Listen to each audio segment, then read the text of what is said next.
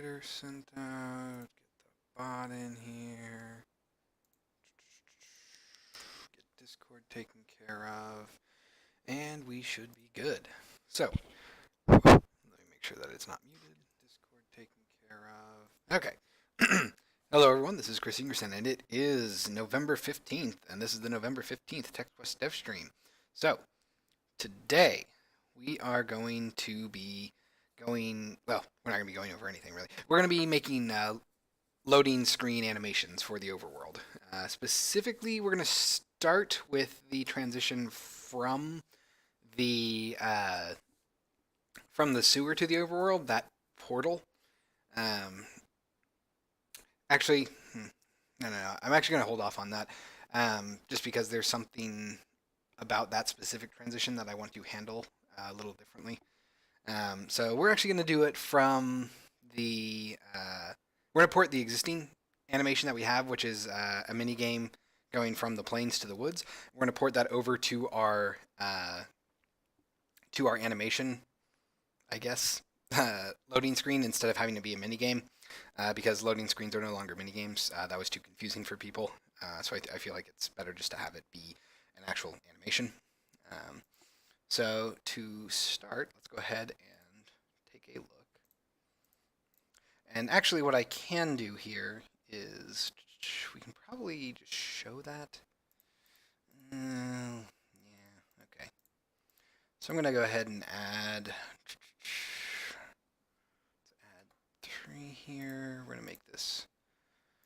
So we have a list of all of our mini games, which are, they really should not be called loading mini games anymore. This should be called loading animation collection. Yeah, let's just go ahead and call it loading animations. All right. So we have 2 that exist currently. The animations going to and going from the sewer, or rather going from the castle to the sewer and going from the sewer to the castle.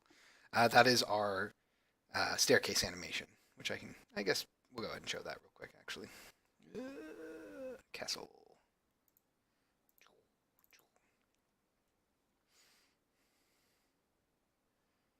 Oh, you know what? It would be faster if I just went to the sewers, wouldn't it? Yes, it would. Because the castle's going to spawn me by the door, and then I'm going to have to go through all of the cutscenes or cheat. It would be much more preferable just to go straight to the sewer, I suppose. Let's go to the sewers. Aha. So basically what these are these are just animations that will play when you transition from level to level. It's a way to make loading screens less annoying because you'll get little tidbits about the world. You'll get a fun little ASCII art animation to watch, and it's just a nice way to have a loading screen as opposed to having a normal just default loading bar that a lot of games have. Let's go ahead and go up. So in this case, we have our main character, or the representation of the character, going up the stairs to get to the castle level because you're climbing stairs. The idea is that these loading screens are kind of reflective of the actual movements that the player would make if they theoretically were to do these actions, like if the game did not have loading screens. But this is essentially what it's like, and it's meant to be kind of like a lo-fi. Lo-fi, is that? I guess lo-fi would kind of be correct. Anyway, just a nice little animation to showcase what's going on as you transition from level to level. And then, of course, you can use it to, we can use it to showcase things like hints on what to do, how to do certain actions. Like we might say, if you ever get stuck, type H for a hint or something like that. Currently, we have it so that it only reads off of set flavor text, but we will change that at a later date. Tonight, we're just going to focus on the animation itself. And then, of course, if the level is done loading, we can just simply say plus, or we can just press any key and it'll finish loading. So I hit space, and then there we are. Yes, cat, I see you. And then, of course, if we go back down,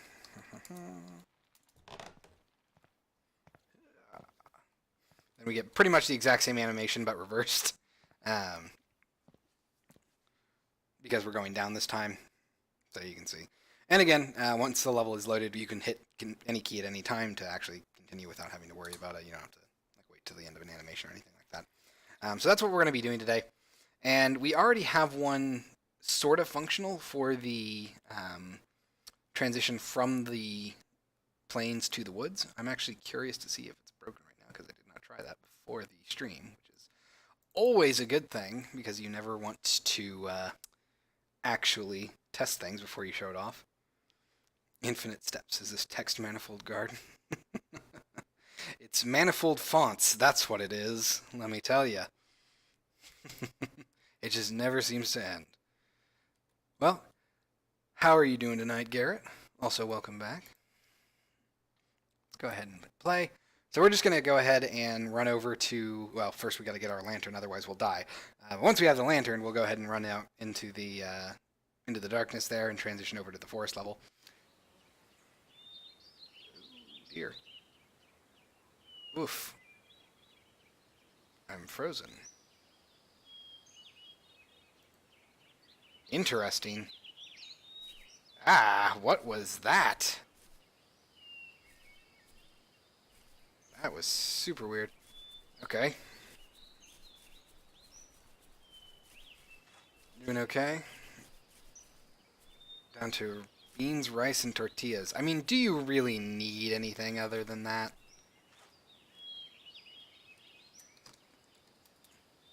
Anything else is just decadence.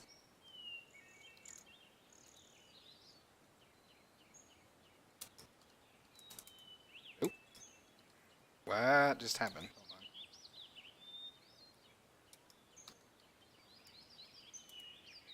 Ah, weird. Okay, I typed it wrong. What is going on here? Hmm.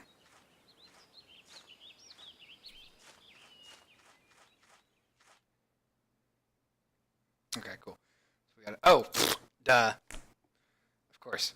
I started to do it and then I never finished it. Hold on.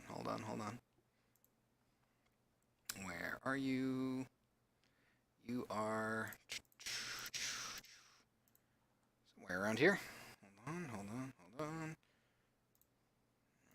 where did you go? Oh, it's down here. That's right. Hold on. I gotta update the list of animations. Here we are. So we are going to be transitioning from the plains to the woods.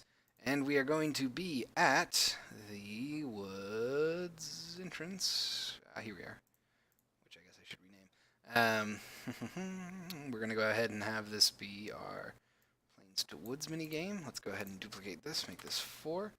This is going to be from the woods to the plains. And we're going to be at the plains forest area. And this is going to be woods to plains. So let's go ahead and try this out. We should be able to transition to and from the plains successfully. It should know about all this, and it should let us do everything. The only difference is that, in theory, these mini games should have player control, but we're gonna strip that out, just to make it consistent with everything else. And coffee. That's fair. Well, yeah, I mean, onions go very well with coffee, from my experience. Take that.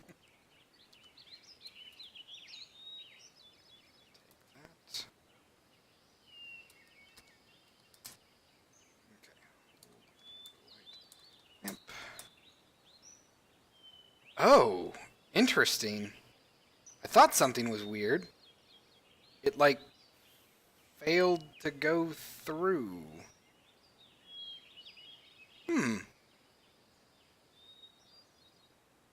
Well, that's interesting. So if I do this...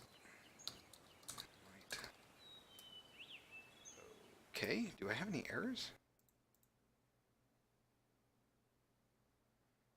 Oh.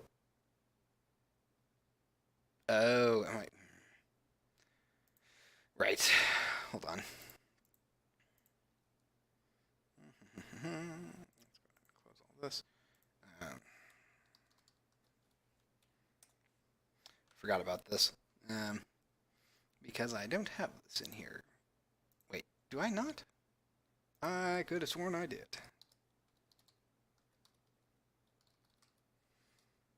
Yeah, I do. So why are you freaking out? It all seems to work, or rather, it's there anyway. Let me double check what this is doing. Instance.hud hide info text. What? 177. Yes. Are you saying that there is no instance?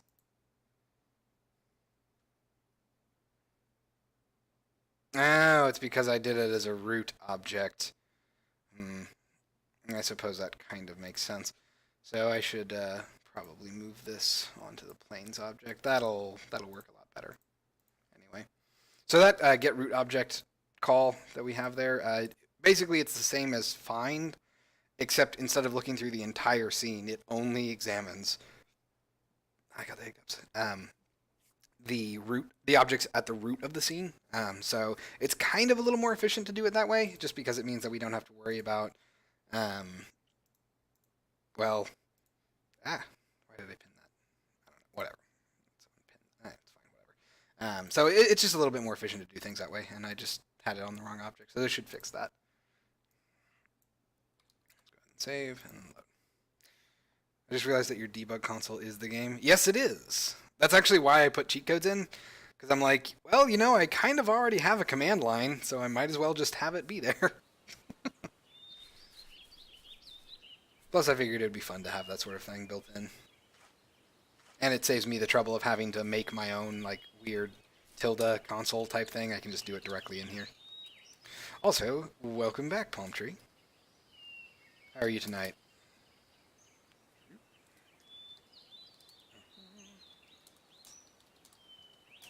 There we go.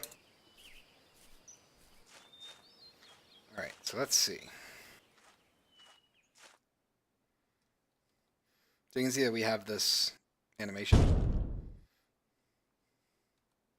And I think what we're going to do is we're just going to basically get rid of the player interactivity part here. We'll still have the scrolling trees and all that. We probably won't have logs anymore, but we will have the player character visible. It will probably be bobbing up and down now instead of being just kind of like static in the middle there. Or not static, but well, not in the middle, but static, where it's not actually doing any sort of motion. So, all right. So we're going to go ahead and stop playing. So we're going to trim that interactivity out a little bit, just kind of streamline it a little bit. Oh, and apparently, make sure that we have our woods level enabled. Let's go ahead and turn everything back on, I guess. Cabin, grove, canyon, woods, that's all good. Save. All right, so we're going to go to, let's see here, Plains to Woods minigame. All right, so this is all still the same for the most part. I can streamline this actually a little bit.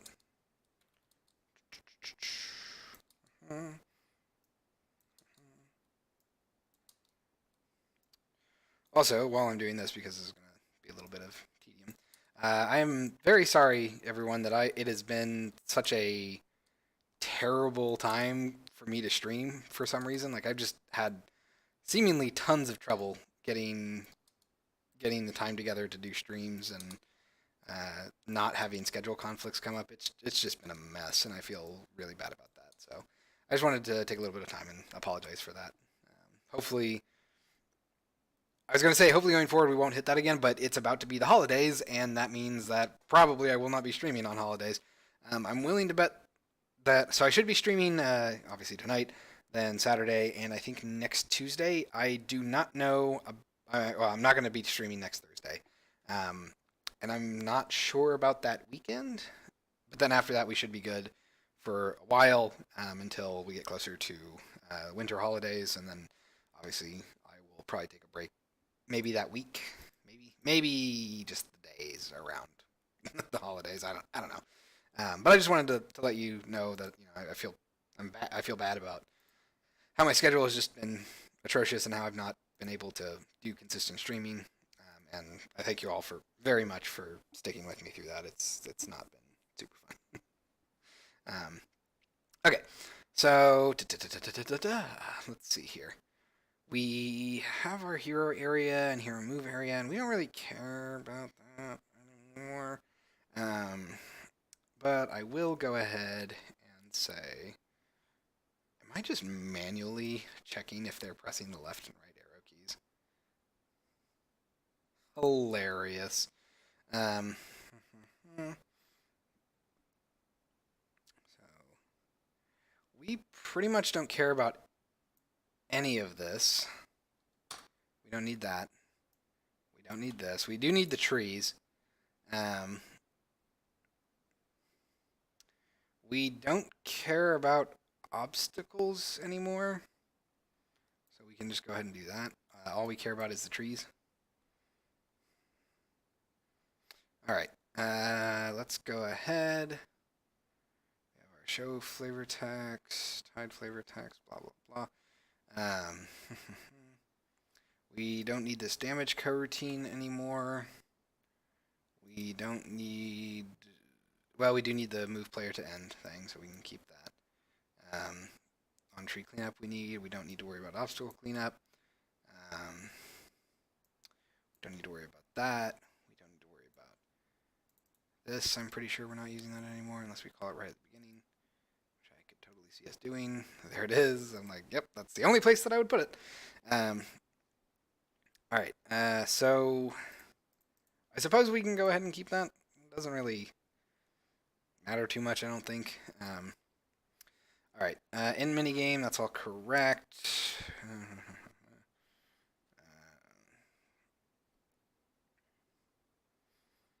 That's pretty good for now. Clean up. Okay, so let's see what we're no longer referencing. Let's see, obstacle area. Height, find all references. Okay, then we can get rid of that. Find all references.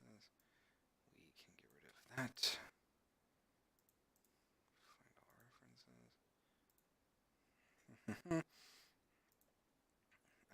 Let's get rid of that.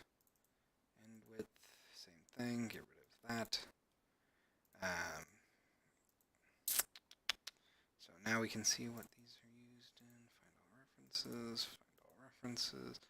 Okay, so those are gone. Now let's try that out again. Obstacle area. Find all references. I guess the bonus thing about this is that it's going to help us clean up our script a little bit, or at the very least streamline it a bit. Obstacle end area. We don't care about that either. We do care about the left and right tree areas. We don't really care so much about the damage label, so we can get rid of that. Path label and flavor text label, those are all very much needed. Peak definition here. Okay, yeah, so we're going to manually keep track of all that. That's fine. Let's go ahead and hit save. And let's see. Text fade, text duration, text gap, that's all in there, and that all makes sense. Path start with, we can, not sure about that. I think that all has to do with positioning, honestly. Yeah, which is going to be a little different. So we'll keep that in for now, but we won't actually need it. Path length. This we do need because it's deterministic based on our aspect ratio, so we need to keep those. Obstacle cooldown range, that I'm pretty sure we don't need anymore, so we can just get rid of that. Obstacle speed we don't need anymore. Oh, it's the... Oh, right. Oh, we can keep that in there, I guess, and I can just rename it. So we're going to go ahead and copy that. We're not using tree speed or anything like that. Oh, cool. So let's go ahead and rename this. We're going to call that tree speed. I'm also going to do Unity engine dot serialization dot formally serialized as. If you're doing, oh, wrong thing. If you're doing any sort of custom editor stuff and you, well, not even if you're doing custom editor stuff, if you're renaming variables in your inspector and you want their values to persist, you can use this attribute unityengine.serialization.formally serialized as, and then give it the string name for the field. It will persist your values across the update, basically. So that's a pretty useful thing to do if you ever have to rename it and you're not sure what fields are going to be affected necessarily, and you don't want to try to hunt them all down. You can just use that, and it'll keep all the values. Double obstacle chance, that I'm pretty sure we don't need, so we can just get rid of that. Player damage color, pretty sure we don't need that either, so we can just boop, get rid of that. Get rid of this. Damage sound, same thing. Get rid of all of that. Okay. Obstacle prefabs also probably can get rid of. Yep, cool. That is nice. Time to shop. All right. Well, good luck at the grocery store. It's a madhouse out there. I was going to say it's terribly icy and cold, but you're in California, so it's probably just mildly warm. Either way, thanks for stopping by. See you later, Garrett. All right, so let's go ahead and let's see, obstacle cooldown. We can get rid of that. Oh, that's right. Your state is burning. I forgot about that. Are you close to that? I thought you were in not LA, but why do I want to say Santa Cruz? But that's not right. Either way, hopefully you're not near the big fires. Just because I assume that's not very fun. Let's see, tree, all this stuff. All right, obstacles. We can get rid of that. Oh, geez. Oh, yeah, we can get rid of that. Damage indexes. We can get rid of that. Obstacles. We can get rid of that. The West Hills are on fire. As in, literally, the hills to the west of you are on fire, or there's a place called the West Hills are on fire. Or, well, there's a place called the West Hills. Malibu from the beach, north through the canyons. Now, yeah, I knew that it was somewhere around Malibu. But both. So you are in LA? Huh. For some reason I thought that you weren't. Or maybe it's that I thought you were, or maybe it's that I thought you were in San Francisco and you weren't. I don't remember. I don't know. Either way, hopefully you are a safe distance away from fire, because fire is usually a bad thing. Well, it's especially a bad thing if it's not in the right environment. Okay, so let's go ahead. Hide flavor text update. Okay, so we're gonna go back up to here. Almost done cleaning this up. Let's find all of this. Okay, so we can get rid of the obstacles now.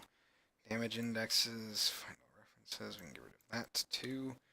Nice. We've cut probably about 100. Well, probably about 100 lines actually off of the code. I think we've trimmed a fair amount. All right, so we should be good there. Let's go ahead and let that compile.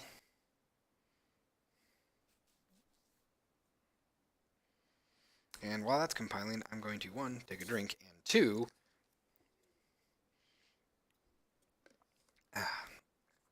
I am going to drag the lantern in and turn on my test spawning so that I don't constantly have to fly over and grab the lantern from over there. I can just walk up to here and grab it. Alright, so spawn points, player spawn points, test spawn. Let's turn you on. Where are you? You're way up there. Go put you over here. Oh, let's go put you over here.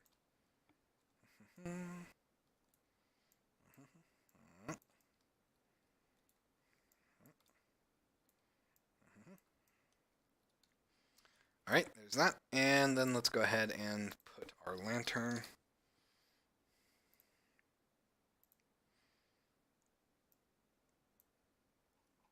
right around there. I think that's probably pretty good. Okay, so let's do that. So now we should have a far more compact inspector, and we shouldn't have any motion, and we shouldn't have obstacles or anything like that. This also has the benefit of allowing us to change how the uh, text is presented here. So you can see, well, you can't see that I'm pressing left and right, but I'm totally pressing left and right. Um,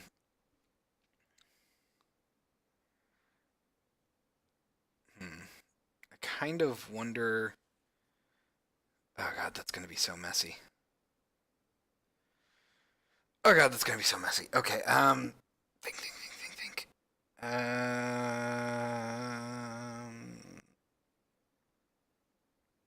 Wow, I really don't want to do that.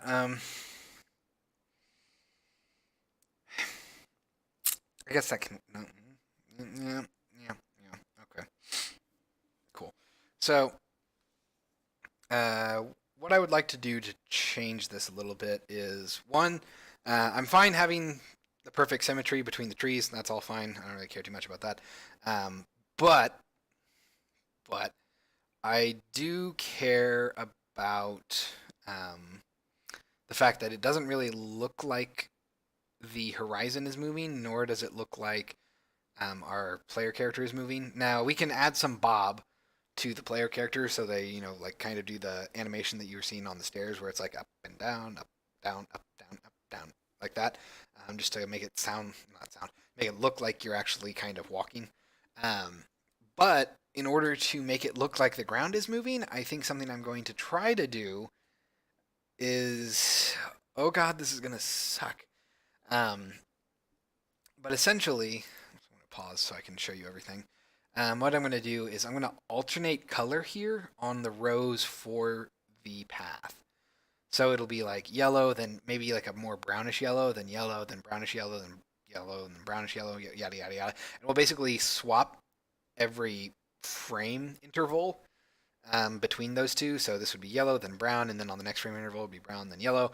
And that just makes it look like it's moving a little bit. Um, we can try something similar with the horizon, but I'm admittedly not too concerned about that. Um, I think it'll be fine. If if for some reason I feel like it still looks a little too static, then I can always add um, a similar alternating thing where it's like green, dark green, green, dark green, and then dark green, green, dark green, green. Um, but let's go ahead and stop playing. I'm just going to do that. Okay. We can go ahead and select that. Go ahead and close these.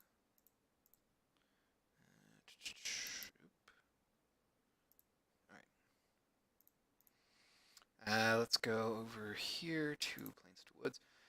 So yeah, this is a much more manageable um, inspector than what it was before.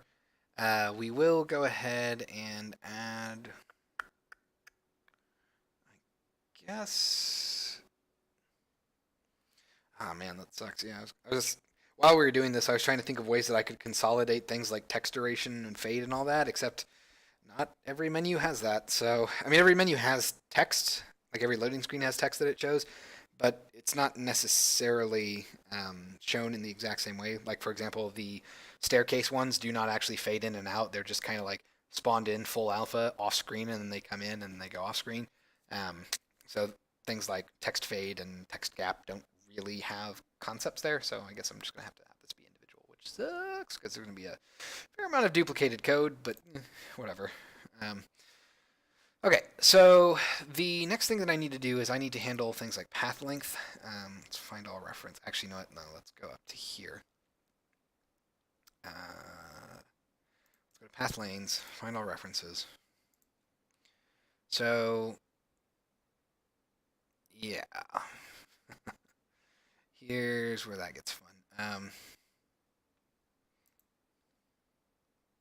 So I would just go ahead and say that I should have this be hard set to be 0.5f because we want the anchored position to, of course, be that that halfway point between the two ends of the path. We don't really care that much about that. Let's come back down over to here. So here is where that happens. Same thing. I guess we're going to just say this is equal to 0.5f. Let's go ahead and put that on there. Not 0.05, 0.5. It's all fine. That means that we no longer have need for path lanes anymore. Find all references. Boom, it's gone. Cool. Let's come down to here. Let's look at so path length. That all stays the same. We don't need to worry about that. Let's go look at player index. Are we even doing anything with that? Nope. Cool. Let's get rid of that. Player area width. Final references. I feel like we might be doing something with that just because of how I was calculating the left and right positions. So for now, we're going to leave that alone, but eventually I would like to get rid of it. Final references, because we're not really doing anything with it now. Now that I've taken away the interactivity. Excuse me. Find all references. Cool. We can get rid of you. And let's see here. Path start with final references. That's, I guess, just something we're gonna have to deal with. Okay. So here is, oh boy, final references. Yep.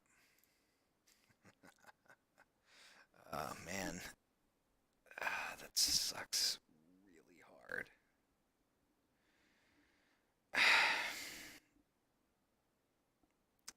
So,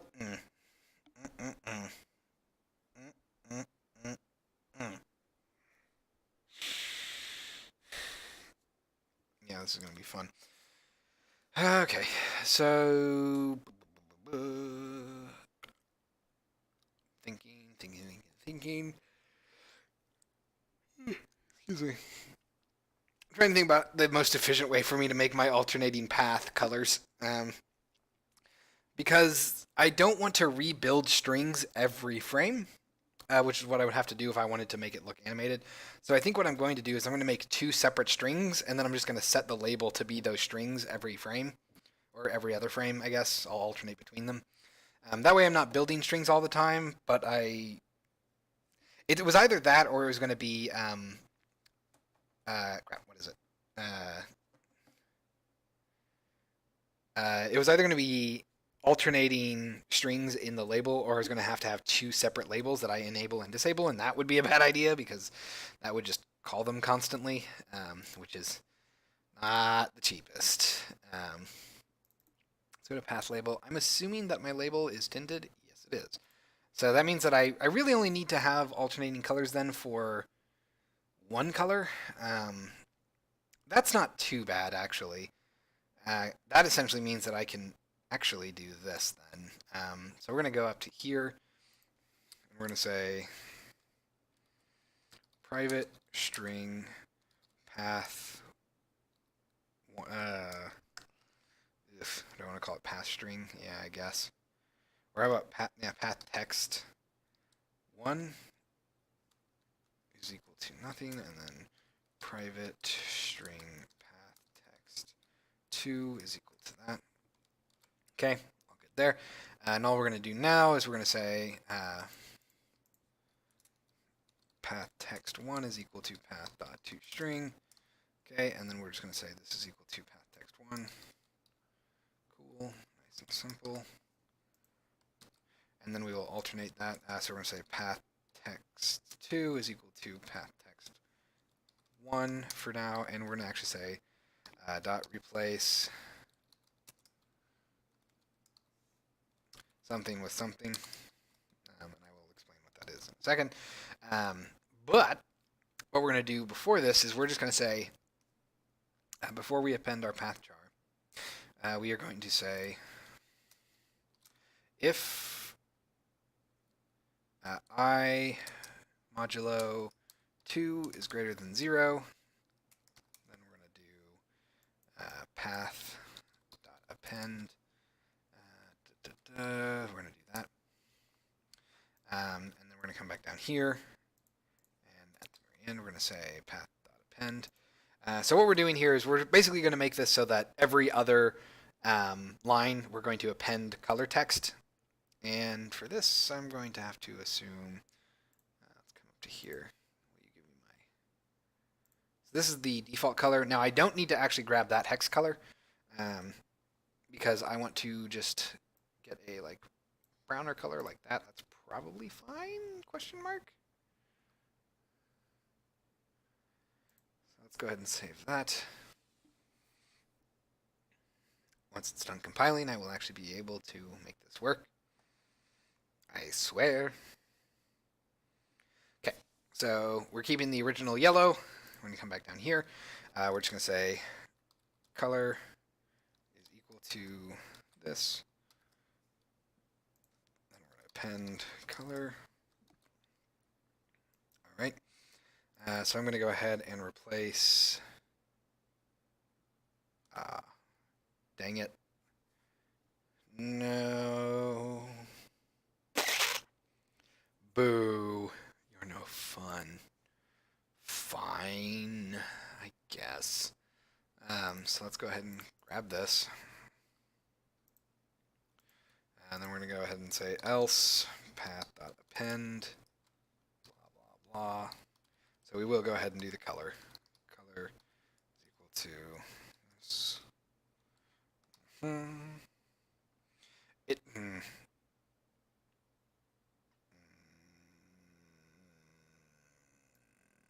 Not crazy about that. But at least I could do this, I suppose. Still not crazy about that. So I will, in this case, I'll always append a color, which is problematic because I need to basically switch between them. And really the only way I can think to do that is to generate a third string as a placeholder, which sucks. But I suppose that's fine. So we're going to go ahead and say replace this with temp. And then we're going to say dot replace this with this. We're going to say replace that with this. And then dot replace this with, oh, that won't work. We'll do temp. Temp. Cool. So that should have our alternating path work then. Let's go ahead and just say private bool show path 1 is equal to false. All right. Then down here in update. Show flavor text. Hide flavor text. Update. I should probably actually go up here before I do that. We're going to go ahead and say next to tree speed, let's go ahead and say serialize field, tooltip, private float, player speed is equal to 1F. I don't know if I want these to be separate.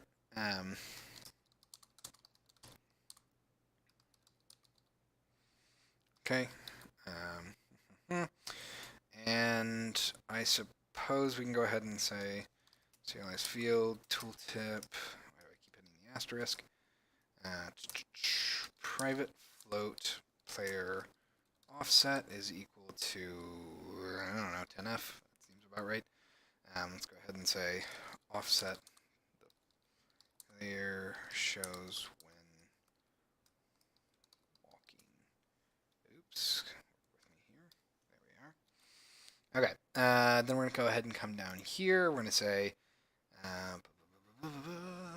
right about here, we're going to say private vector2 player, well, we'll say default player pose is equal to vector2.0, private vector2, moved player pose is equal to 0. tool, we are going to assign these at the same time, which is essentially going to be what we do when we call position player. So let's go to definition. And for this, we will say default player pose is equal to hero.anchored position, and then moved player pose is equal to default player pose plus new vector 2 0f player offset. Okay, pretty straightforward there. And then what we're going to want to do is when we actually move the player, let's go ahead and come down here, treat cooldown random range. I guess I should probably actually do that. Equals random range. And then we're going to go ahead and say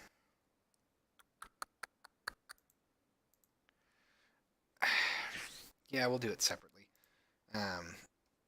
So let's go back up to here. Do I have a player cooldown? I would be surprised if I do. No. Path length. Let's see if we're using this. Screen resolution. Path length 16 by 9. Okay, that's fair.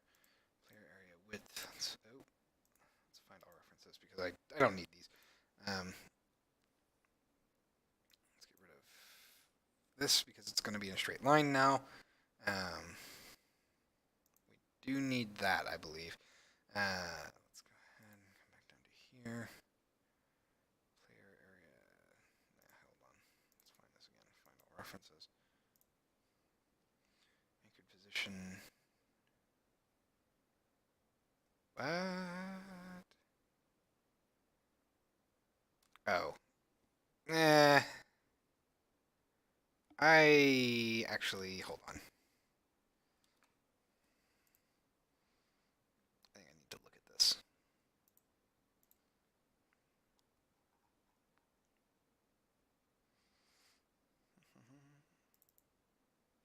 So we're going to let that compile and also load that scene. Cool. Go ahead and turn on our UI. We'll pull in our prefab.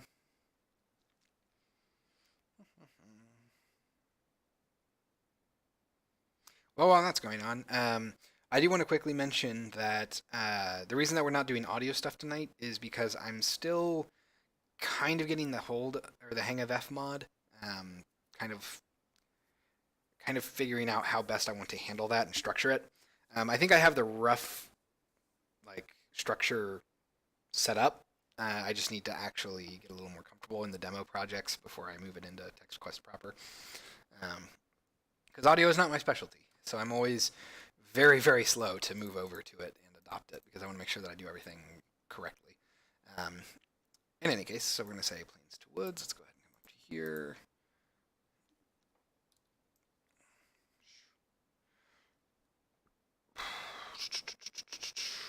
Okay. Let's set our alpha to be 1. That's all good. Let's go to our player area. So the player area is right there. Our hero is naturally going to be here. So yeah, I think we'll actually be pretty fine with just 0, 0 for our position. Which means that I don't actually even need to do this, honestly. We can just leave this be right there. All right. So new pose X is simply not going to be a thing because it will not be moving left or right. Instead, we can just leave it at the anchored position, I suppose, now that I think about it. Okay.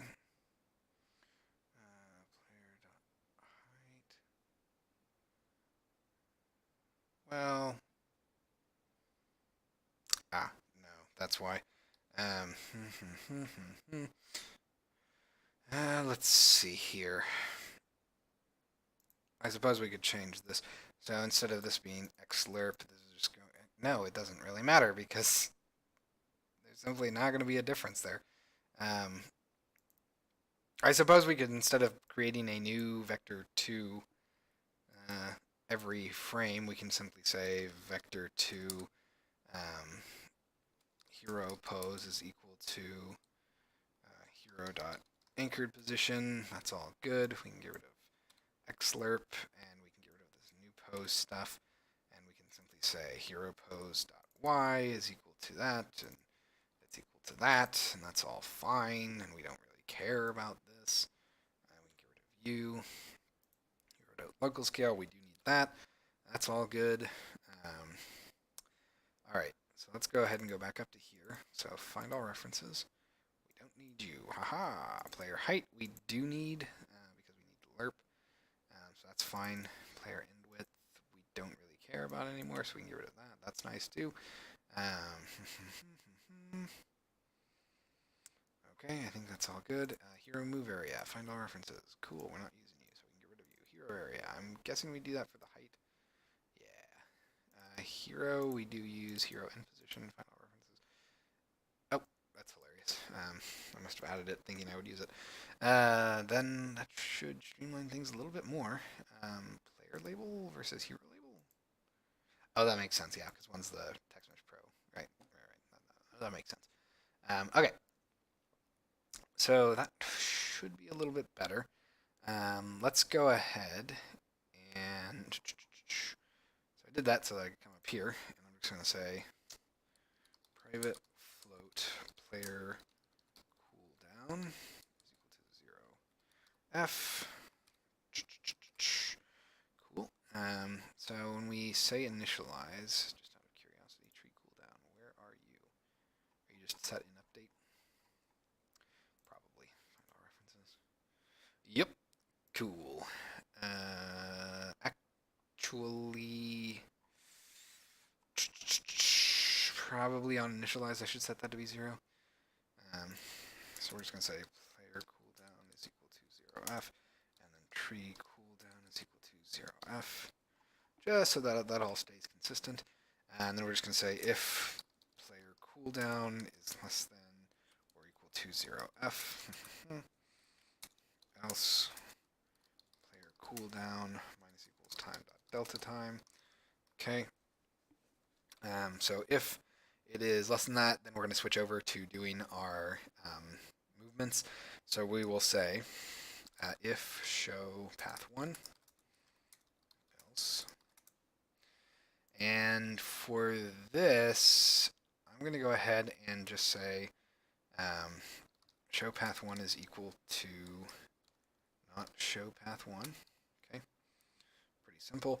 And then we're going to say if show path 1, we will say path label dot text is equal to path 1 or path text 1, and then we'll say hero dot transform is equal to default player pose.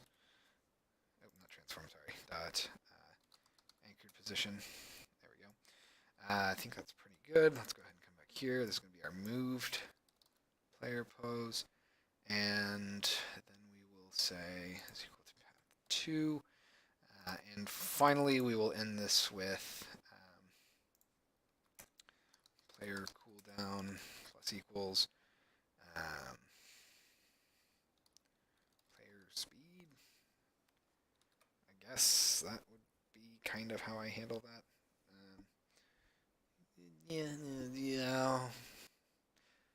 Yeah, let's rename that. So we're going to find all references. We don't have anything for that. Yeah, cool. So we're going to rename that. This is going to be called, instead of player speed, it's going to be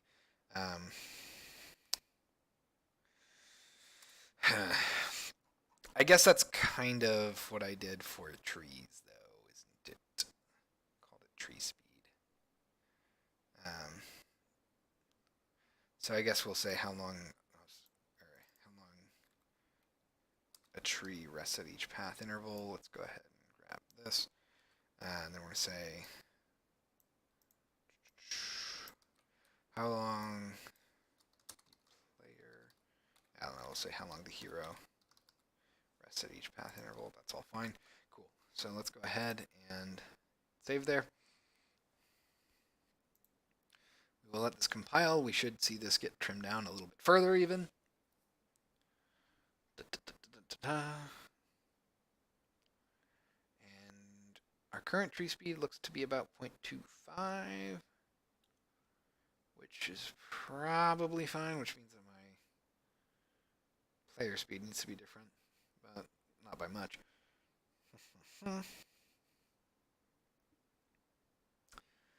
Alright, so let's go ahead and we're going to say revert, just so everything goes back to the way it was, and then I can, actually we can just go ahead and select this. And then our player speed will be also 0.25, just to make sure that it looks the same. Player offset of 10 is probably enough, I'm going to guess. Start width, we don't really care about too much. Text delay, gap, okay. So let's go ahead and grab this. We're going to turn this off. Hit save. Let's jump back to the planes level. Let's see this in action. So everything in theory should be populated as I would expect. So we'll now have staggered sort of coloring for our path, as well as player movement. So everything should be a little bit more, I don't want to say juicy, but a little bit more aesthetically interesting, just because it doesn't look like things are kind of static. The original idea behind this minigame was kind of those old LCD like serial video games, the kinds of like crappy like one-note games that you would find in your cereal boxes. Or if you want to, you could think about the Mr. Game & Watch series for an example of that done well. What is up with that freaking delay? Because that is unacceptable. We're going to have to figure out what that is. Take, hold, and light lamp. Okay, let's go ahead and run in here.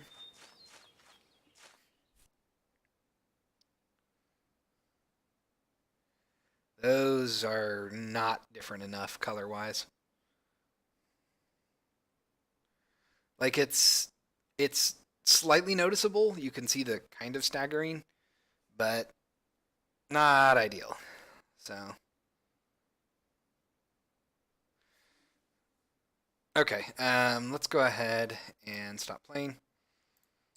We are going to can't do that. I probably need to actually have the thing on there. So let's go down to minigame planes to woods. Go to our path label. Let's go for something a lot more like brownish like that. Maybe something like that. More of an auburn. Let's get rid of that. Versus F1. Cool. So I'm going to come back down to here. That. Come back down to here. Cool. Let's hit save. Now let's see what that looks like. Should make things a little bit easier.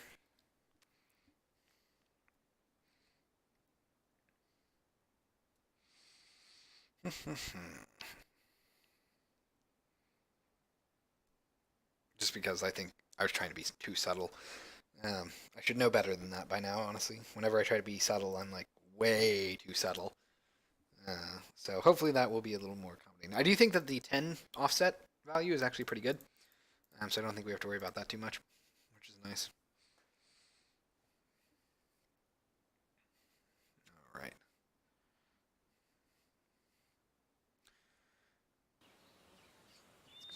This. Take hold and light.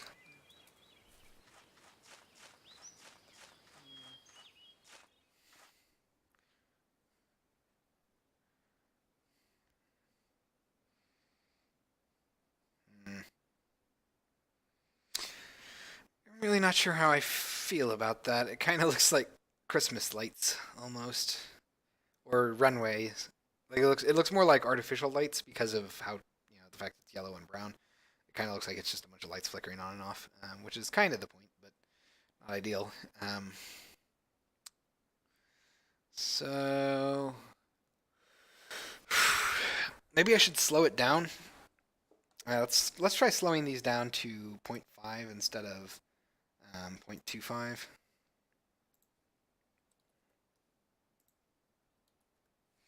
That'll make things move a little slower, but I think it'll be fine overall. Um, I think that'll actually also make us have a much more dense forest. So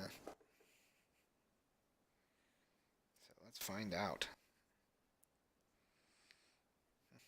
Mm.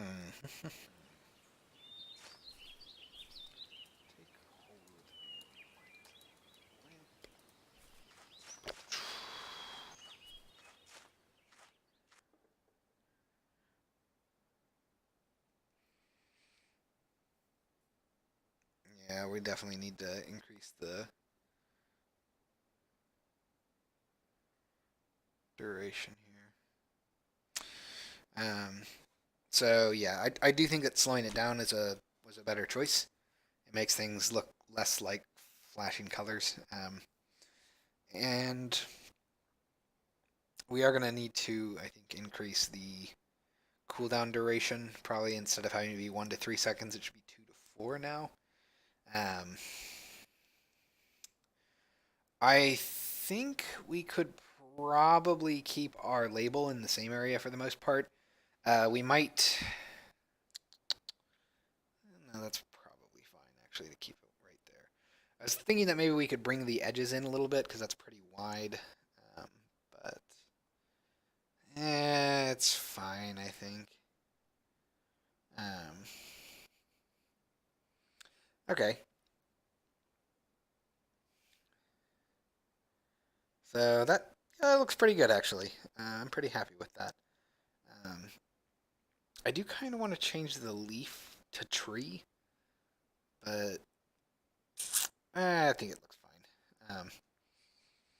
All right, so let's go ahead and I guess let's see if the other direction is working perfectly as we would expect. Oh, was that was a little rough of a transition.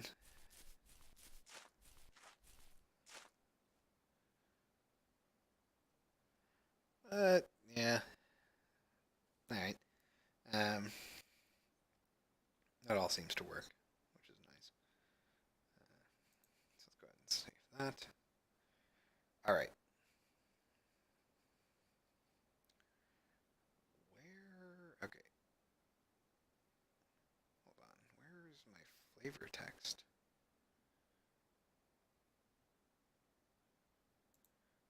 Um.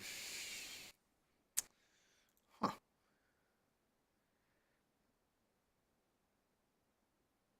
I mean, yes. Minigame flavor text label. Oh, right. It's just automatically loaded in, isn't it? Let me double check that, but I'm pretty sure that it just automatically loads in. Find all references. Yeah, flavor text. Let's go to definition. It's protected. Right. Right, because that's in a centralized area. That's right. I forgot about that. All right. So that works. Cool. Let's go ahead and rename this class from Plains to Woods minigame to Plains to Woods animation.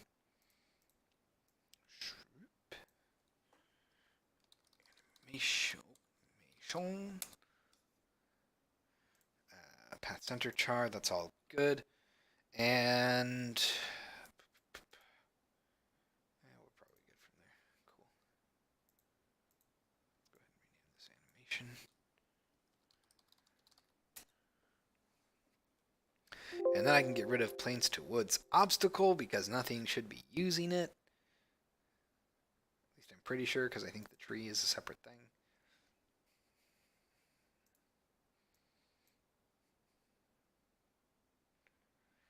Cool, cool. So let's go ahead and say get rid of log obstacle. We don't need that anymore. You're just a mono behavior, right? Yes. Let's go ahead and get rid of obstacle.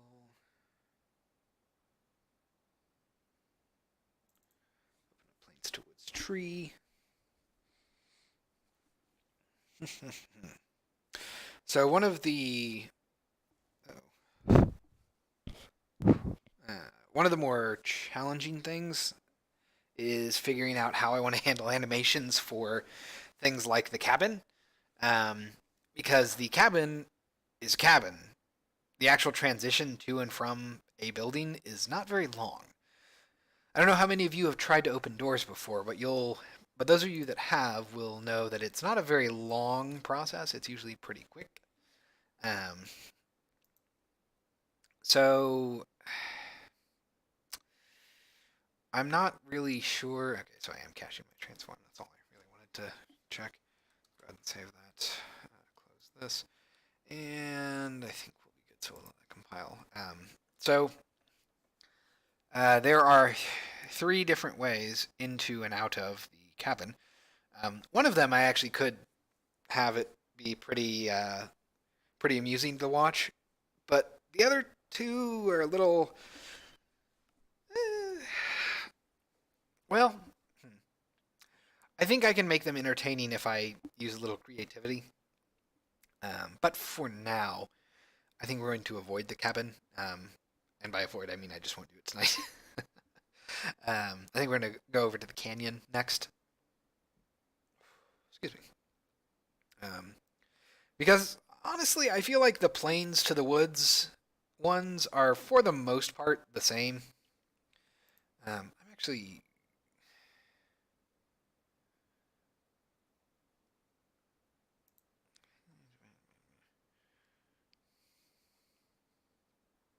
Yeah, right. Oh, right, that's right, because I have the flavor text located separately from there. So I think we're going to use the same minigame for basically every transition to and from the woods. It's going to be that walking animation. It's a little, I don't want to say it's boring. I'm sure we'll find a way to spice that up, maybe having Skybox be different or something like that. But I mean, it fits for everything that's going on there. As far as the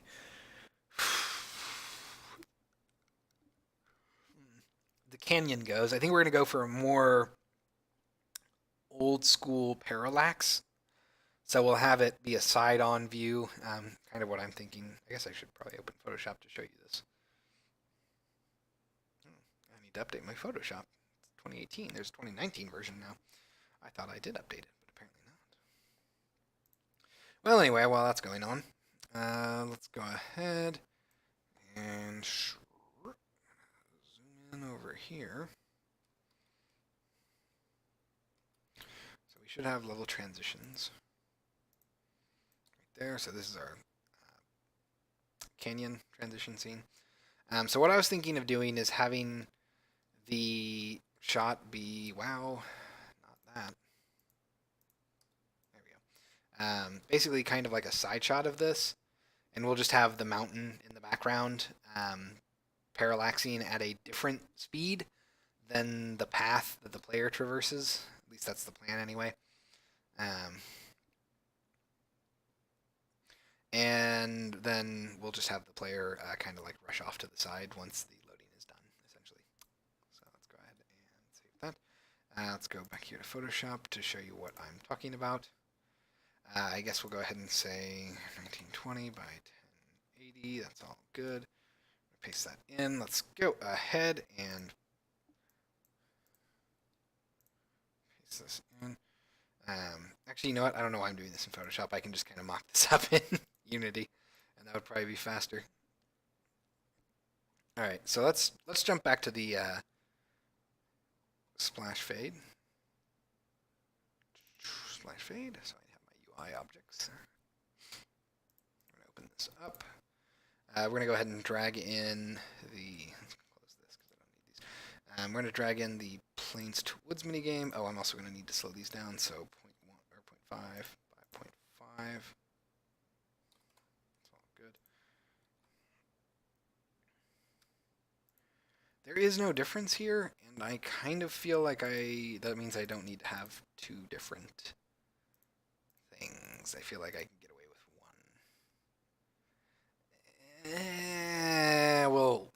We'll have them be separate for now.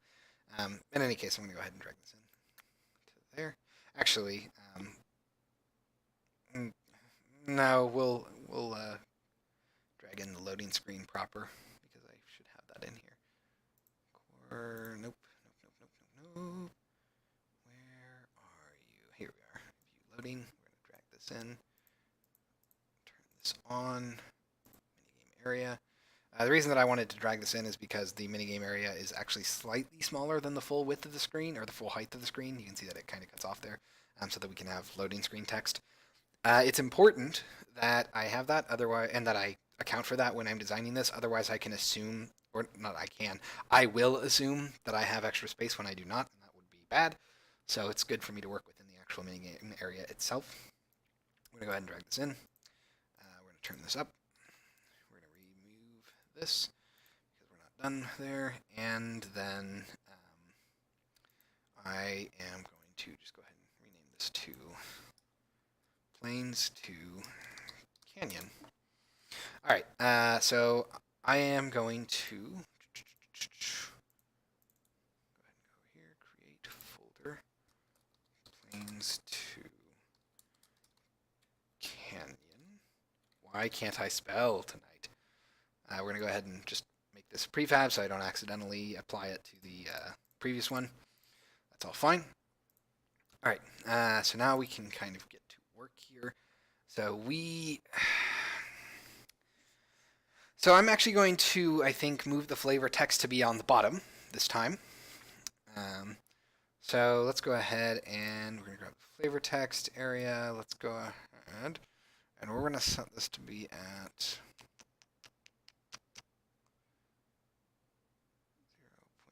Okay, yeah. So this will be 0 and 0.1, I think. So we'll be looking at it from down here. Our flavor text is going to be all across that, of course. It will be justified. That is correct. It will be centered vertically. That is also correct. I think we'll be fine there. We actually, crud. I can't do that. The bottom left is sacred for loading because the bottom left is what shows this, which apparently is invisible right now. There. It shows something that you cannot read because this is in the way. That press any key to continue label must always be visible. Sorry, I need to drink. So, because of that, I need to not position anything behind it, which means that my label for flavor text has to be at least here. Which, it's not the end of the world, honestly. I think we'll be fine with that. Let's see, make sure that that does actually look correct. All right, yeah, that looks good. Cool. So we are going to have flavor text be there. And then we are going to do a couple of things. So we can get rid of this. Yeah. We can get rid of this. We can get rid of the damage label. We can. Let's redo this player area. So we're going to redo the player area as being from 0 to 1 and being from point, I'm guessing 3 to point 6. No. Let's go 0.25 to 0.55. That's better, I think. It'll be even better once I actually get the trees done. So let's get rid of the obstacle area. We don't need that. Background. Yes, this is where things get fun. So, for this, we're going to change our path label, or rather we will keep it. And oh boy, this is going to be bad. We essentially want it to be like this. Oh, actually, hold on. Do I want it to be this instead? This is ridiculous. Okay, so we want it to be like that. And then, same thing, but there. And that is too much, honestly. If I am being honest, that is way too much. So let's get this 0.25 and 0.55. 0.25 and 0.55. All right. Right about there, I think actually works pretty well. So that means that our player needs to be pretty much in the same spot, but I think we can actually shrink this in. So let's go to point. You know what? No. Let's go to point. So what was it? 0.25. That's actually pretty good. So we're going to go ahead and come up here, make our path label be 0.2 to 0.5. And I think that's good. So we're going to go ahead and move our player area to be 0.3. And honestly, 0.3. So it doesn't have a height. We can just leave it like that. That's actually pretty fine to me, I think.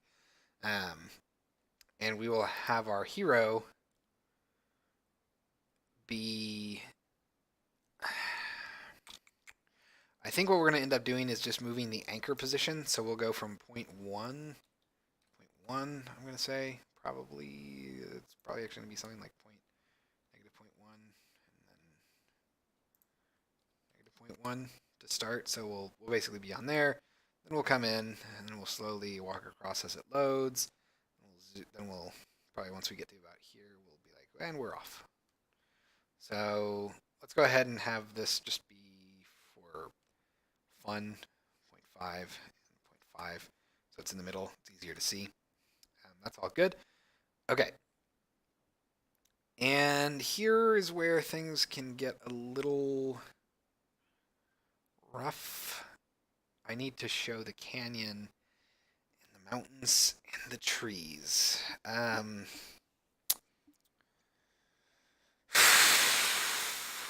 does complicate things.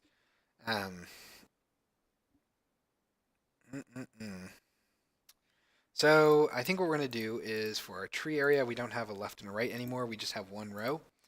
And we do not care about anything like the start and the end. We do actually care about the start and the end. That's a lie. But it's going to be different than how it was before. So we're going to go ahead and have our tree area be, let's see, I'm assuming 0.5. Yeah, that's about right, actually. Perfect. All right, and then from there, we're going to go ahead and grab my tree prefab. Canyon, plants to woods, prefabs, tree label. Let's go ahead and move this over to here. So that's what that is. I messed that up. I was like, why are you offset? Okay, so those trees are a little too big. That complicates things because I don't want to scale them. But I can adjust this. So let's go to 24. That's pretty good. Let's go ahead and change our width. 300. 250. All right. A height of 300, I'm guessing. We could probably do a little better. All right. Actually, wow, really? 200? No, 250. Okay. So the idea is that we would have many trees. Let's go ahead and remove this component. Yeah, I think we'll be good there. So let's remove this component. I'm going to go ahead and call this tree label. I'm going to make this a new prefab in Plains to Canyon. Let's go ahead and make a folder for this. Create folder. So I want this to be called prefabs. Here, go over here. We're gonna make a new script folder. Okay. I should probably go ahead and call this create C# planes to canyon animation.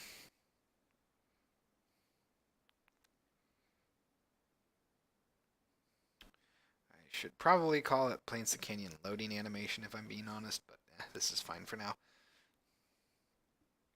And the idea is that we will have essentially a row of trees, and that will just kind of line this background here. And then in the far background, we'll have mountains. Well, a mountain that just kind of slowly moves from left or from right to left to give a sense of parallax. Again, it's all meant to be very lo-fi, so it's not gonna. It's not that it's gonna look bad. It's just that it's gonna look cheesy. um, and in addition to that, I think that's pretty much all the detail we can honestly fit. If I'm being honest. So let me think.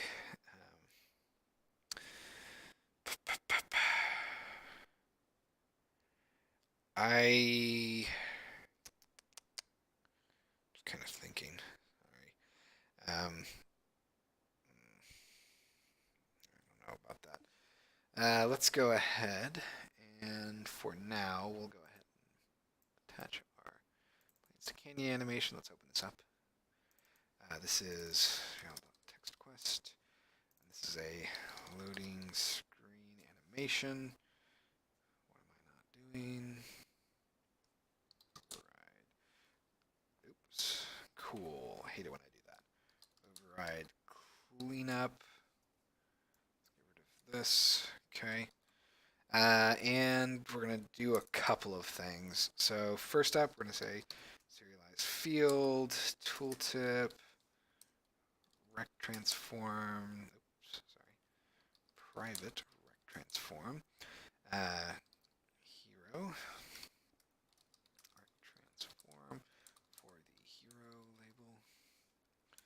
Let's go ahead and say, before I do anything else, we're going to say using TM Pro, and before that, we're going to say using sleepyowl.common because I need the pooling. We're going to say serialize field, tooltip. We're going to say label for the hero. Say private text mesh pro UGUI hero label. Okay. We're going to need to serialize field, tooltip, label for the path, ASCII, art might as well. Private text mesh pro UGUI path label because we're going to need to do the alternating color stuff again. In addition, we are going to need rect transform values for our mountain. So we're going to want to say serialize field, tooltip, rect transform for the background mountain. Background mountain ASCII art, I guess is all I'm going to say there. Private rect transform mountain. Cool. And let's see, what else do we need? We are going to need to be using system.collections and probably using system.collections.generic. Actually, not probably. We're definitely going to use generic. I'm not sure about collections. I'm reasonably sure we will be using that, but we'll see. Actually, we're going to get rid of that for now. Okay, so let's see here. We will need serialize field, tooltip, label flavor text private text mesh pro. UGUI, we'll say flavor text label. Pretty much all the same things that we had in here. Let's find our references. Planes to woods animation. So we're going to want to have delay, gap, fade, duration, all that stuff. Go ahead and just copy this, paste this over. All right. And I think, oh, right. We're probably going to need a custom script for the trees, I want to say. That's essentially going to be the same as our, let's come over here because let me open it back up. Plainswood tree. It's essentially going to be the same in that we'll have a speed and auto movement that this does, I guess. We just don't have start scale and end scale. We just have kind of a speed. So we could probably reuse the bulk of this code. It's just going to be slightly different. But for now, let's go ahead and come back to here. I think we're good for now. Let's go ahead and let that compile.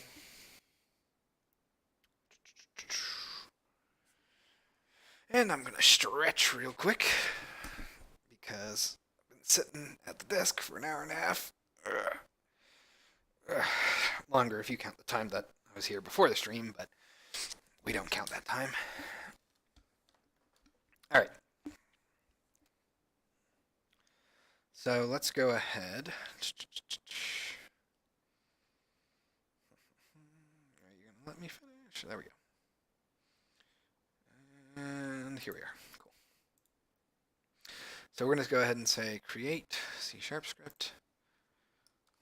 Plains to canyon tree. It's all fine. Go ahead and open that up. Should it ever actually choose to do so. There we are. Let's go ahead and we will take a look at our Plains to Woods tree. I'm going to go ahead and copy pretty much everything in here, and then I'm going to call out what I don't need. That. Alright, this is going to be Plains to Canyon Tree. This is going to be part of text quest. I don't have this in a special namespace, do I? No, good. We can get rid of you. We don't need to worry about start scale and end scale. We don't care about that. We don't care about path length, I don't think, so we can get rid of that. Normalized position, we do need start width and end width. Start offset and end offset, I'm pretty sure we don't need, so we can get rid of that. And area height we don't need, so we can get rid of that. Current path index we also don't need. Let's get rid of all of that. Normalized position, huh? It's probably fine. Let's get rid of that. We don't. Right. So here is where that comes. We don't care about Y position here. Nor do we care, honestly, we don't care about Y at all, actually, here, because they're not going to be moving up and down. Okay, so how do I want to handle this?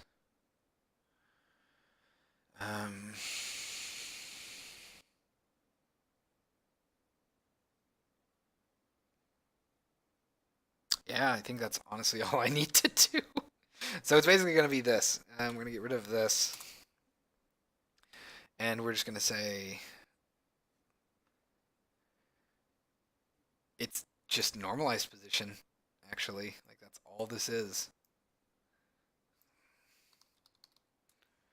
That's all that is. Scale does not change. Scale does not change. Yep, that's pretty much it. That is pretty much it. Cool. That's okay then. Um, guys, no, actually, no. We're not doing anchored position. We're just doing anchoring. So we're going to say, we'll say anchor min is equal to that, and then anchor max is equal to that as well. Same thing. We're just going to slide the anchors basically so that it moves. That's all we care about. We don't care about current path index. We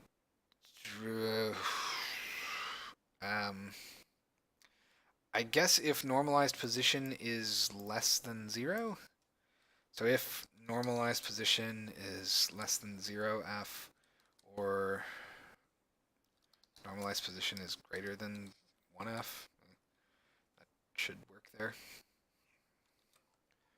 All right, let's get rid of this. Let's go to planes animation. We're going to go ahead and say serialize field, tooltip, prefab for trees animations background. Okay. Let's go ahead and we're going to say private planes to canyon tree prefab. Okay. And we're going to need to have a private list planes to canyon tree. Trees is equal to new. Planes, blah, blah, blah. We're going to say for I equals 0 is less than trees dot count I plus plus trees of I. Do I have a cleanup? No. The on cleanup minus equals null for now. And we're going to go ahead and say private void on tree cleanup, which I believe takes the canyon tree. Yep. Let's go ahead and rename this to tree.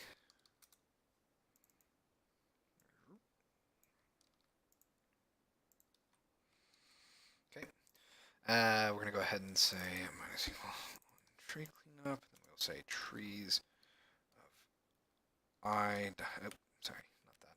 I'm going to say pool manager dot recycle. Trees of I. Object. And actually, now that I think about it, one, I'm going to make this be an extended mono behavior, which of course means using sleeping on common. Oh, which I forgot. It's SOS mono behavior here. Getting my code bases confused. Extended mono behavior is it's basically a duplicate of SOS mono behavior that I made at work. And yeah, SOS mono behavior is just the same thing. So I get confused between them. Because that's what happens when you have two gigantic code bases in your head that you have to juggle between. Oh, and you know what I totally forgot to do? Not that it matters much. Also art. I would say sound, but not really sound. Okay, so we're going to go ahead and also, real quick, we're going to go to references. Let's go to planes to woods animation. We're going to go back over to here. Go to definition. We're going to make this an SOS mono behavior, which we'll be using sleeping.common. Okay, just so that I can get that nice caching going on. Let's see. That's all good. Let's go back to here and animation. Yes, that's all good. And because I'm concerned, I'm actually just going to go ahead and see what this cleanup does. Recycle, cool. So pretty much what I thought I was going to do. Then we're going to come down here. We'll just say trees.clear. Close parentheses. Cool, looking good. Let's go ahead and say override initialize. We do actually do base, right? Cool. So we're going to go to, let's do all this fun stuff, which actually, do I even need player color in here now that I think about it? No, I do not. I can just straight up do this. Because there's no point to me storing that. So let's find all this. Cool, we can get rid of you. That's always a nice thing. Again, there's no point in storing that data if we're not going to actually do anything with it. So let's go ahead, grab this, come over to here, pretty much do the same thing, except this is going to be our hero label, color. So that sets the color for our player. Path label is, oh sweet dear, where it gets complicated. So very complicated.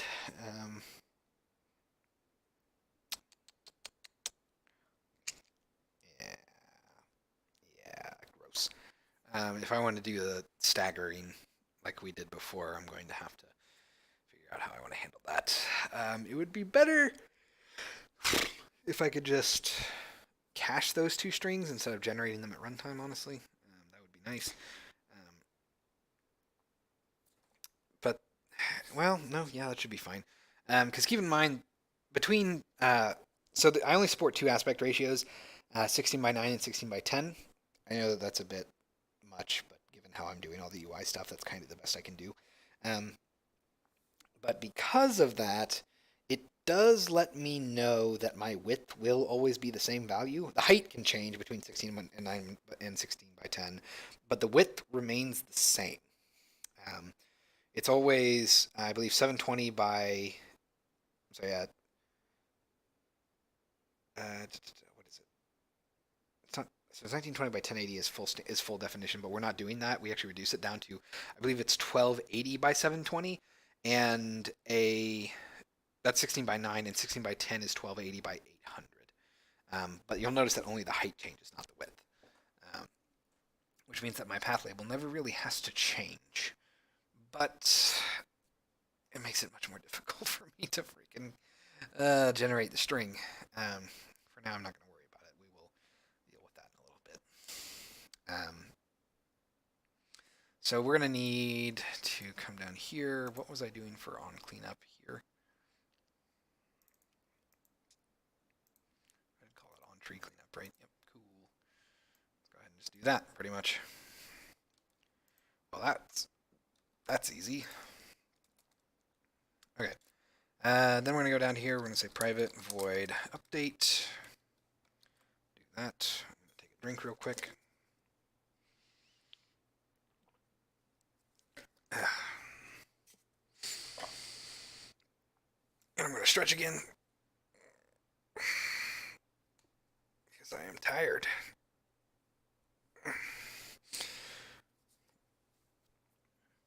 So let's go ahead and how do I want to handle this? I think I'm going to consolidate my speeds into one thing. So player speed will not be separate from tree speed. I think we can just make that one big thing. Which honestly I feel like I could do here too. So let's go ahead and say tree speed, find all references. We're just going to change this to player speed.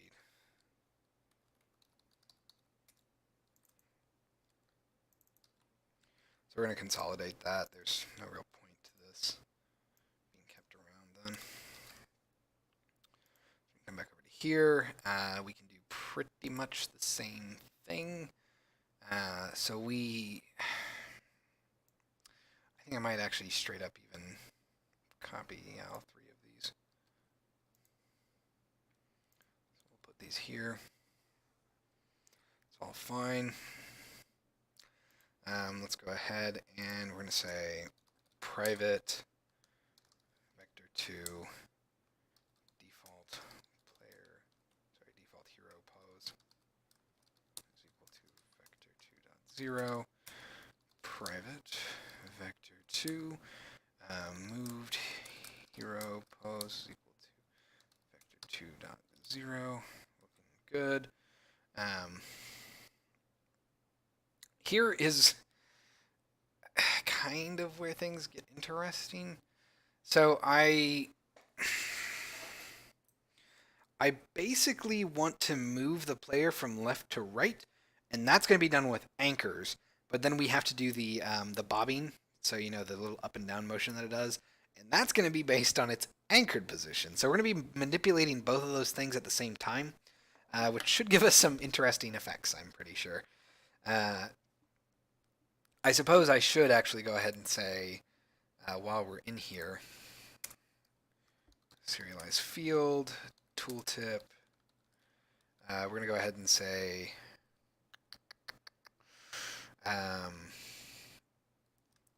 starting position for the hero. Let's go ahead and say private vector 2.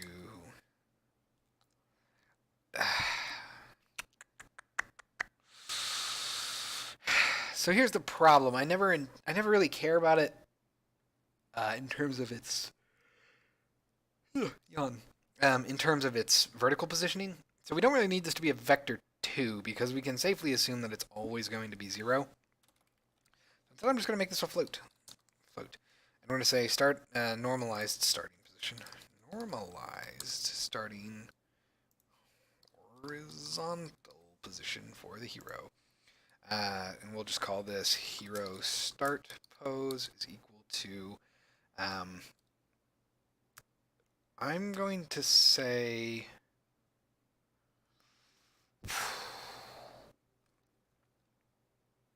I want to say like 0.1f. That's a 2. And actually, I'm going to go ahead and make this a range between, we'll say, negative 0.5 and 1.5. Now, you might be wondering why I'm making it between those two values instead of 0 to 1. That's because I actually want it to be driven a little far left when you're completely off screen and a little far right when you're completely off screen. Because 0 to 1 would only let you kind of be on and off screen there. So we are going to, let's go ahead and duplicate this. This will be our end position. End pose. Normalized end horizontal position for the hero. We're going to make this be, I'm going to say 0.6. So 0.1 will be where they are once they come in off screen as the animation starts, when the loading starts. And the end position is where they're going to be when loading is at 100%. I don't want them to run off screen as soon as you reach 100%. Instead, I'd like them to be kind of in the middle, but maybe a little bit further right, so that they can continue to look like they're moving a little bit.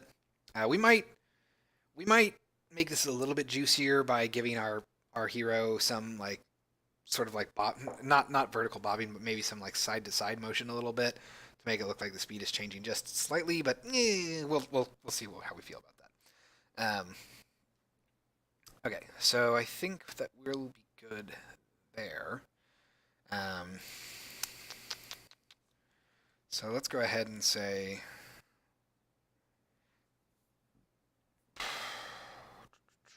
no. Yeah, okay. So we're going to say private vector 2 start hero anchors. Yeah, that's fine. Is equal to vector 2.0 private vector 2 end hero anchors is equal to vector 2.0. Okay.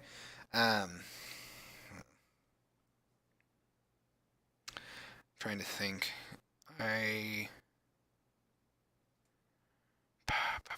Probably I should just go ahead and say private vector 2 current hero anchors is equal to vector 2.0.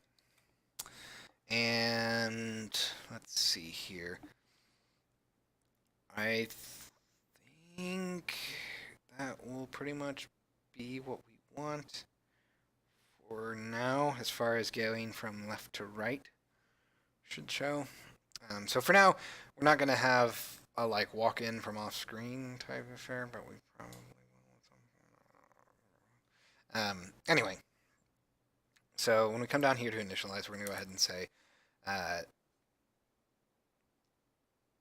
man, that actually, that might have been a fool's errand on my part.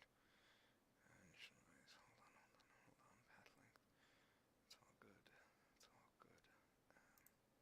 It's all good. Oh, actually, I'm going to go ahead and say if path text one dot.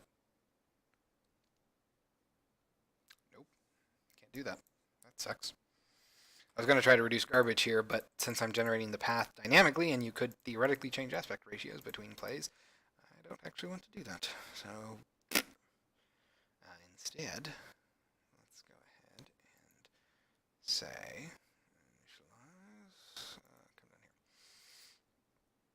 So I'm going to need to set my default hero position, which I could have sworn that I did this very poorly. Yep. I'm a little concerned, actually.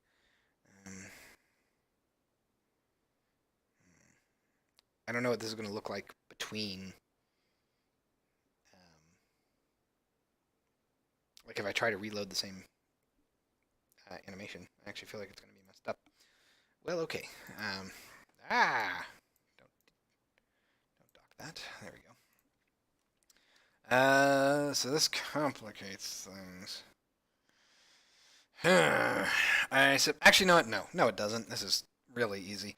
Our default hero pose is equal to new vector 2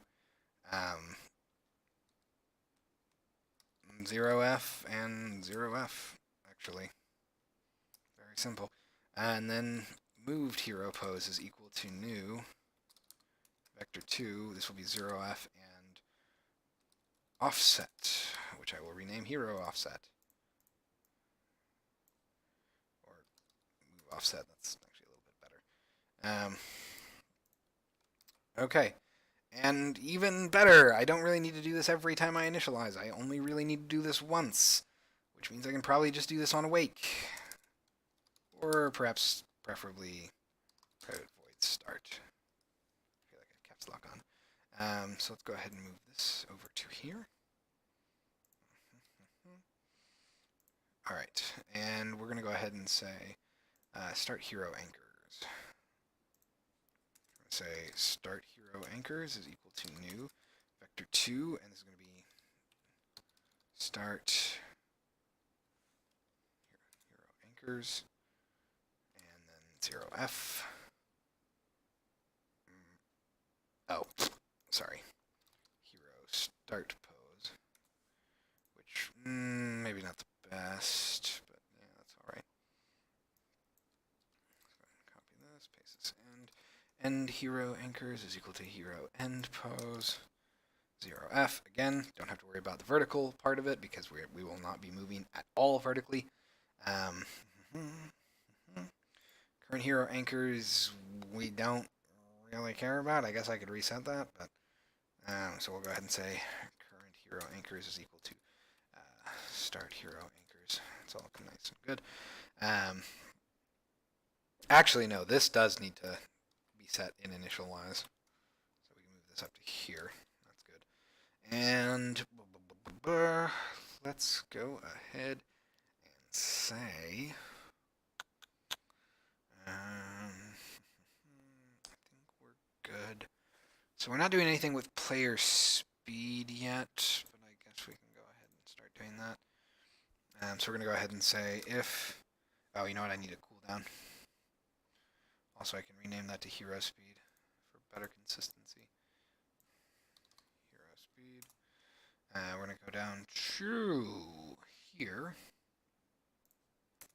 Say private float hero cooldown is equal to 0f. We're going to do the same thing. Private bool show path 1 is equal to false. We're going to need that. And we're going to go ahead and say down here if hero cooldown is less than or equal to 0f. Oops.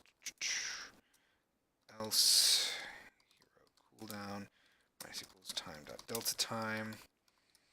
Hero cooldown plus equals hero speed. Okay, and then we're going to go ahead and say if show path 1 else blah blah blah. We're going to say show path 1 is equal to not show path 1. Okay, it's looking pretty good. And let's see. So for now, I think we're just going to position the player. We're not going to worry about alternating text or anything like that. So I'm just going to go ahead and say hero dot anchored position is equal to default hero pose. Otherwise, hero dot anchored position is equal to moved hero pose. That's all good. I suppose that also means that I can actually move the tree cooldown, which I guess I should actually handle separately. So let's just go ahead and copy this, paste that in as well. All right, we're gonna go ahead and what are you gonna be mad about? What are you gonna be mad about? No tree cooldown. Cool. Private float tree cooldown is equal to 0f. Let's come back down to here. Tree cooldown is less than plus equals random range. That's all fun and games. This we don't care about, but I do need to have the tree area. That makes sense. Hero mountain, hero label.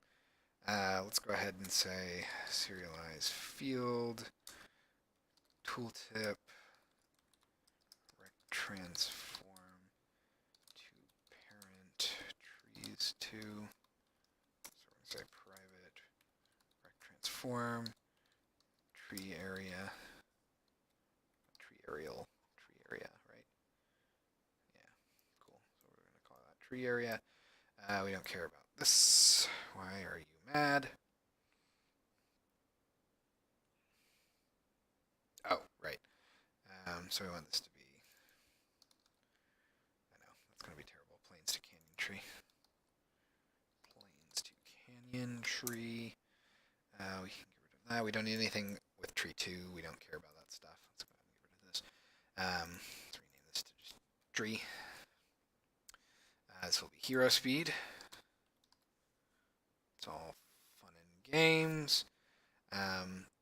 We don't actually care about start width, end width, path length, start offset. Well, no, we do care about. No, we don't. Well, yeah, all right. So we don't need any of this. We'll keep the tree offset, I guess. We don't care about that either. So let's go ahead and go to definition here. We don't need path length. We don't need start width or end width. We don't need area height. Get rid of that. Cool. So now everything should, in theory, work. Why are you mad? Oh, because that's not a thing. Right. So let's go ahead and do pretty much the same thing that we did for the hero. Except we're going to call this tree start pose.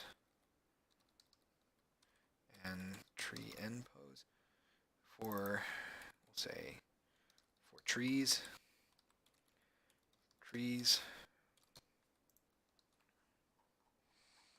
I called it offset, not position. I guess that kind of makes sense. I'll just rename that to pose. Pose and pose. Okay, let's go ahead and go back down to here, go to definition. And then for position tree, here is where things should be fine. Okay, yep, that looks fine. Start offset is not even used. I guess that, yeah, you know what, actually that, yeah, no, that's fine. So we're actually just going to go ahead and get rid of that. So we no longer need this at all because we'll just have it be stretched out a little bit further past the edges of the screen. So I don't need this at all. I don't need any of these. I do need the tree to cooldown range, of course, but I don't need anything else. Okay, that's pretty nice and easy. Let's go ahead and that's all good. Cool, cool, cool. All right. I think we should be good. Like at the very least, this should let me handle pretty much everything that I need to for now. We don't have the mountain stuff in there yet. Like we're not really doing anything special with it, but that's not terrible. So we'll let this compile. I've been too much into the code. I need to pop out and actually make sure that everything hooks up nicely. Okay. So let's go ahead and it'd be really nice if I could actually have the trees block and cull things behind them, but I have zero idea how I would accomplish that, honestly. Like that would be ridiculously difficult. Yeah, that would not work very well. So let's, or would it? Or would it? I actually have an idea. I wonder. Oh, I wonder. No, no. I mean, I should know. I mean,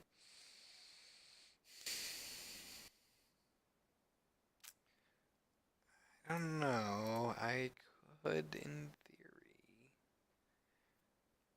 I'm basically thinking of a way to have highlighting, like, uh, for example, you can in certain word processing programs you can have this like I forget what it's called. It's the fill behind the letter. So you have the letter color, and then you can have the fill color, which is the area that's not the letter, basically.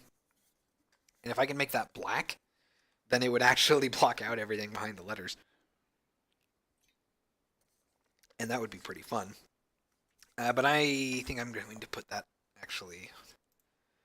Hold on, I'm going to go to Trello real quick.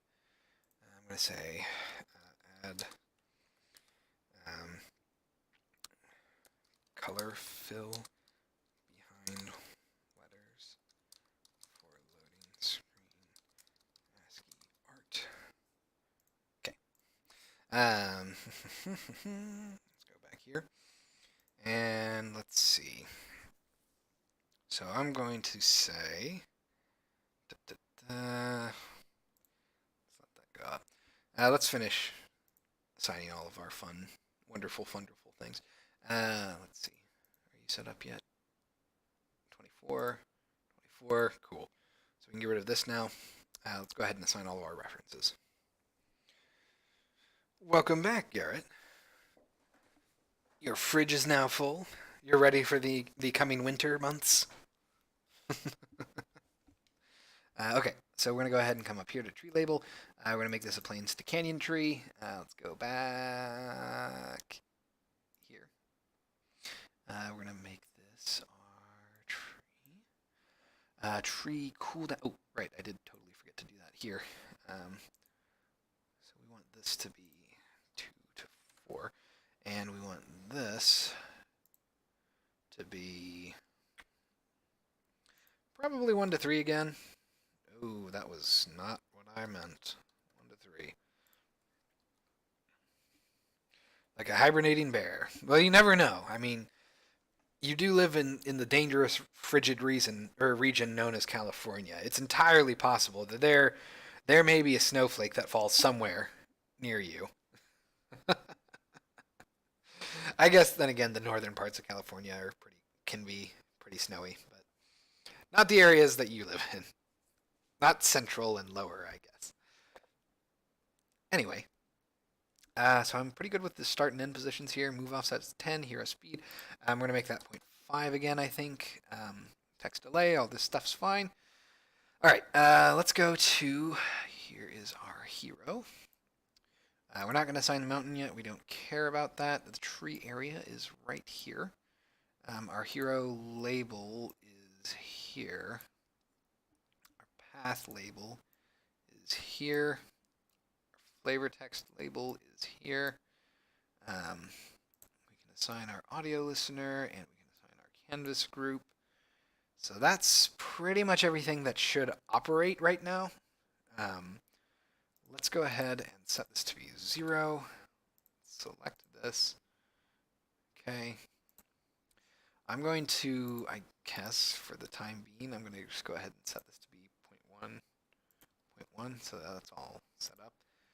We're going to go ahead and make sure that's the correct one. Plains to Canyon, cool. Let's hit apply. I suppose I should just let's go ahead and duplicate this for now. So let's go ahead and create folder. Oh, what the heck? Well, that's a new thing. Huh. That's a shortcut that I've never hit before, and I don't know what it was because I accidentally hit like 5 keys. So apparently you can open a scene with a shortcut. That's kind of interesting. We're going to go ahead and say overworld. Overworld. There we go. Work with me here. There we are. It snowed here once in the 80s, about an inch. Shut it down, man. I mean, how can you function in 1 inch of snow? So we're going to have this be Canyon. Let's go ahead and I'm just going to duplicate this for now. Boop. So this is going to be Plains to Canyon. This is all fine for now. So this is going to be our Canyon. I'm not going to worry about the actual content for now. Let's go ahead and loading. I don't need any of this. In fact, I can just get rid of it, I think. Yeah, we'll keep you in there for now. I'll get rid of you after the stream. Let's see here. Level flavor text. Texts. That's an ancient one that can also go into the archive.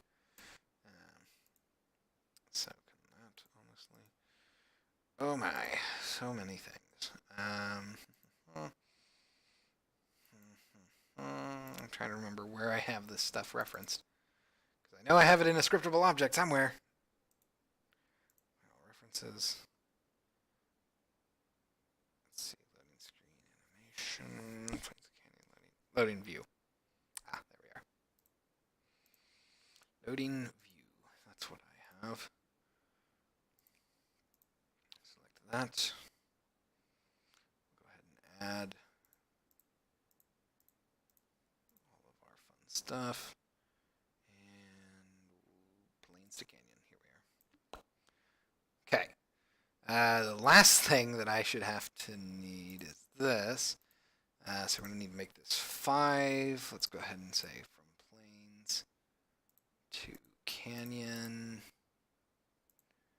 And it's going to be Canyon, Plains. Let's go ahead and go back down here. Plains to Canyon. All right. Got to buy chains for the tires. Yeah, it's actually really fun to see states where they're not used to getting snow. Because I know that in places like Texas, if they get so much as a flurry, it's not unusual for schools to shut down just because they have no infrastructure to clear the snow. They're just not ready for it.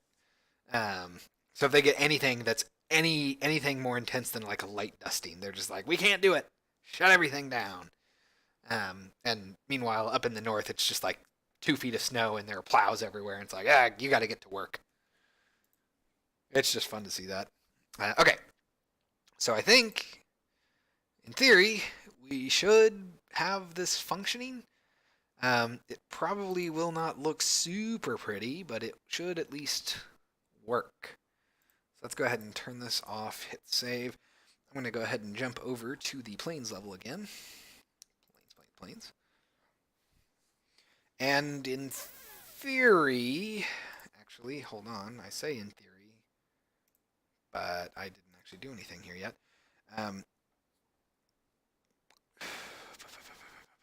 Hold on. Go to definition. Do I have... I don't. Can I retrieve it? Is the question. So I need to go to my loading screen. I don't know why I called it loading menu. Loading view. All right. Can I currently check my loading amount? Hold on.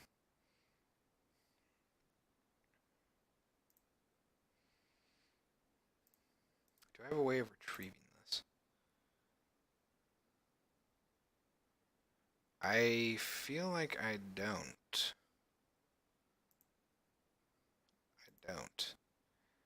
So I should probably get that then.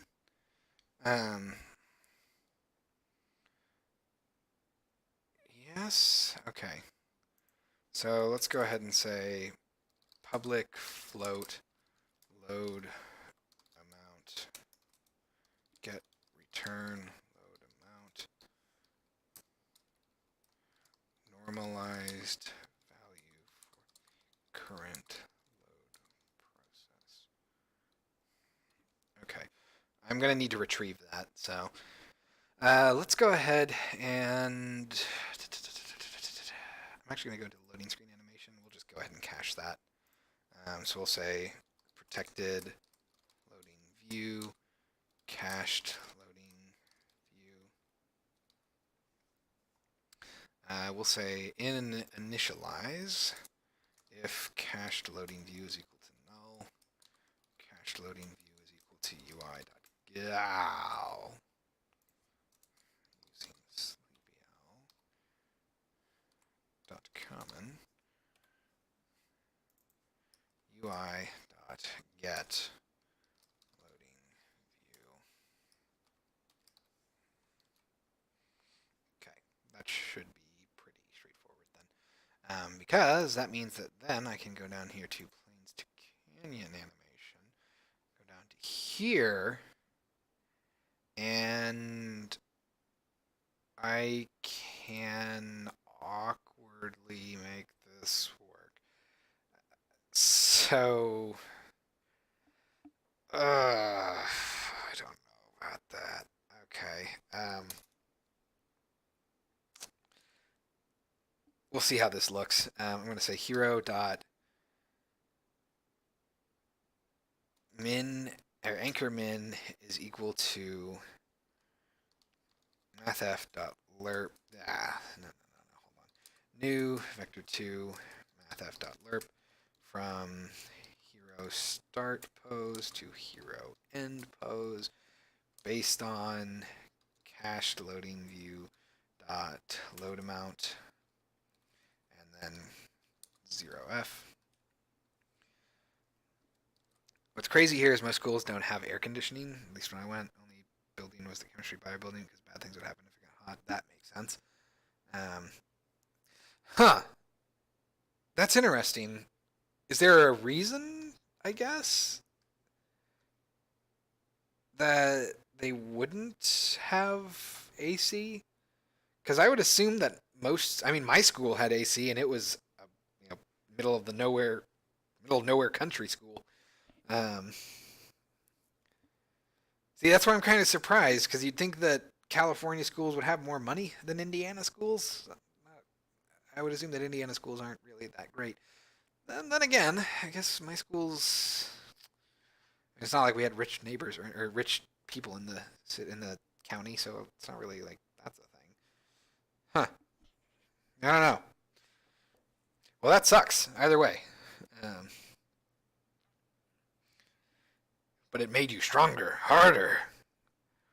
So now you won't. Now you won't have to worry about it. When other people are sweating in a building with no AC, you can just be like, ah, the nostalgia. Okay, I'm gonna say hero dot anchor max is equal to hero dot anchor min because they're gonna always be the same. I think that's pretty much what I want to do. Um, Pretty much. We're gonna see what that looks like. Um, yeah, that's pretty much it. Okay, let's see what this looks like. It should, in theory, have everything move properly.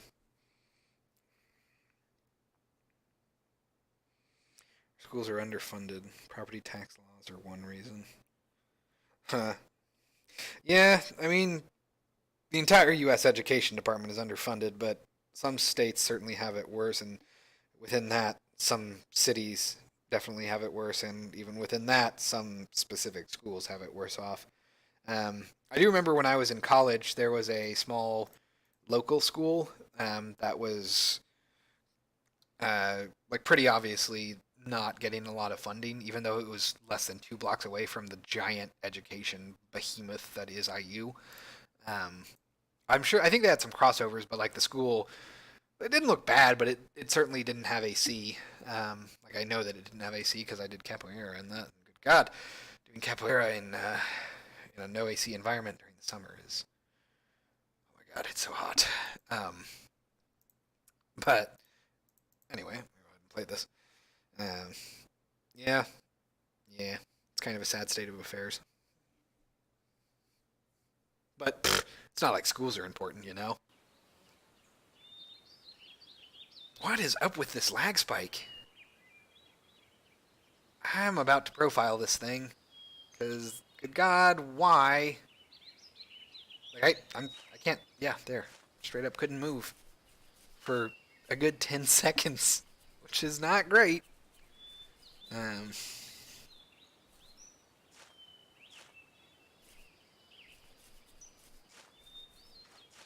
Watch me have forgotten something.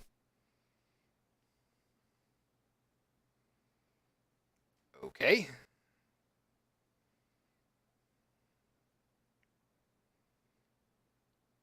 Oof. We're looking real rough here.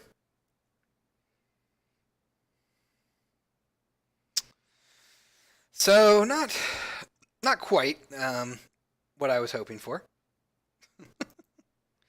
Um, let's go ahead and I'm gonna pull in some more code from this actually.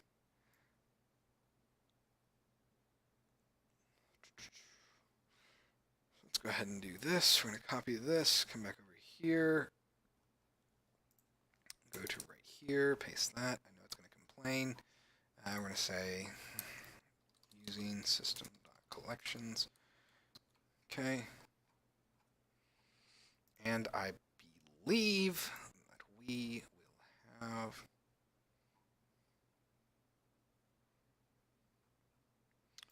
show flavor text. Where are you getting called? Start minigame. Cool. Come all the way up to here. Override, start minigame, start coroutine. So that should all work. I legitimately don't know why it would not lerp the way I was expecting, though. And before I do anything else, let's go ahead and planes to canyon tree, go to definition. What is update doing here now? If can scroll. I did call initialize on this, right? Yeah. Can scroll is equal to that. Cooldown speed position tree. Let's see, normalized position is. Because I'm not actually doing anything with normalized position now, am I? Position tree. Normalized position, which is never actually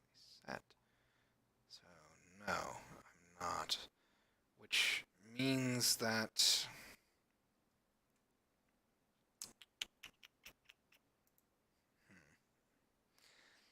Trying to think about this.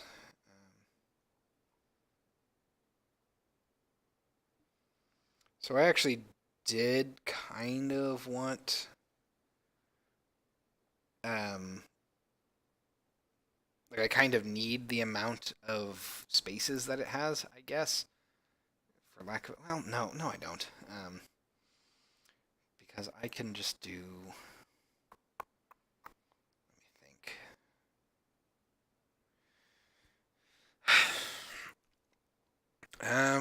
Speed here is cooldown, index. Yeah, okay. So let's go ahead and say plains to canyon animation. I'm gonna go all the way up to here, and I'm gonna say move hero in position. Let's go ahead and say serialize field tooltip.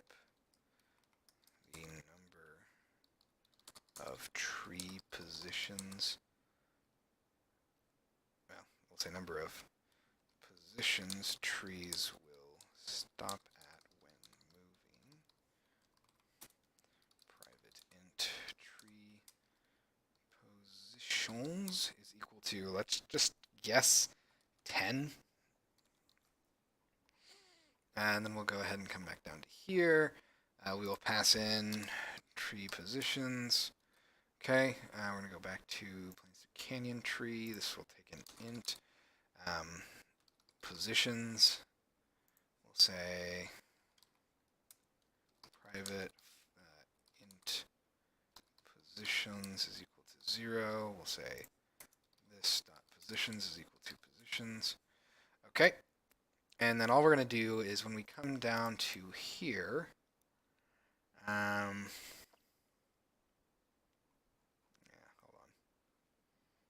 Positions, private int max positions is equal to 0, I guess. And we're just going to say max positions is equal to positions. Cool. We're going to come back down here, and I'm just going to go ahead and say positions minus minus. Okay.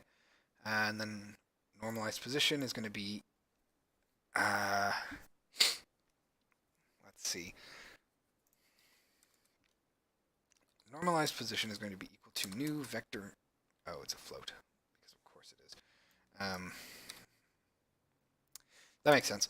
Normalized position is going to be equal to mathf dot inverse lerp from, of course, 0f to float based off of max positions based off of the float of the current number of positions.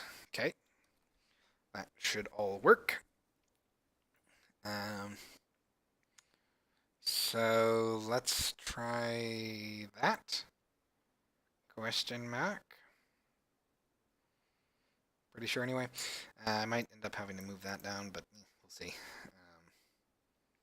So that should move it from right to left, I'm going to say. And let's find out. Ever done any shader coding? I have done a little bit, but not a lot, admittedly. I've not had a good opportunity to really sit down and do it. There just hasn't been a reason for me to do it, so it's been hard for me to actually just like do it out of the blue. For something like that, I always need a reason to do it. Are you looking into shader coding right now? I'm assuming, or are you just curious about it? Asking for a friend, as they say. All right, so let's go ahead, hit save. Oh, and actually, before I forget, let's fly all the way over. Why am I doing that? I can just say, yes, cat, I see you. Yes, I know. You want all of the attention in the world. Player, let's go to test spawn. I'm going to go ahead and turn this around.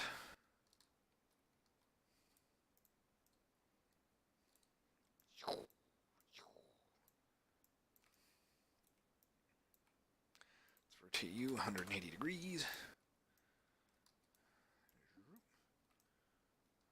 Okay. Go ahead and Save. Trying to fix build breaks in out shaders. No idea what I'm doing. Visual Studio doesn't speak language. Yeah, that's actually been a common complaint for Shader Lab, that there's no shader like autocomplete syntax. Wow, just like 0 to 1, huh? That's what we're doing now. Okay, so the trees are kind of working, a little awkwardly, but working. Not sure. Yeah, I don't like that. I don't like the awkward like shuffling motion. Um, they all should probably move at the same time. Is our text going between everything? No. Yes. Okay. It was just longer than I was expecting. Okay. So that seems to work. Um, and we do have trees moving along the side. So that looks pretty good. Um, see, I'd be more fine with it if they all moved at once, because when they stagger like that, it just makes me feel like somehow you're moving forward locally for some of them, but not for others. It's like you're in a weird spatial anomaly where you move, but you also stand still, but only for some spaces. um, yeah, I was definitely getting like a, oh crap, what was it called? Like ZX Spectrum or something like that is what I want to call it. It predates me, admittedly, because it's from the '80s. But um, yeah, those old school ASCII art things are pretty fun. But yeah, the actual jumpy movement is what I want, but I just want them all to move at the same time. Um, also, am I constantly just adding more? Are they actually recycling? I kind of feel like they're not recycling ever. Let's find out. They are never recycling. Oh, they are never recycling. Okay, that's good. That's good. That's good. I guess I should say less than or equal to 0 and greater than or equal to 0. And then I can actually extend that to be a little bit wider, I feel.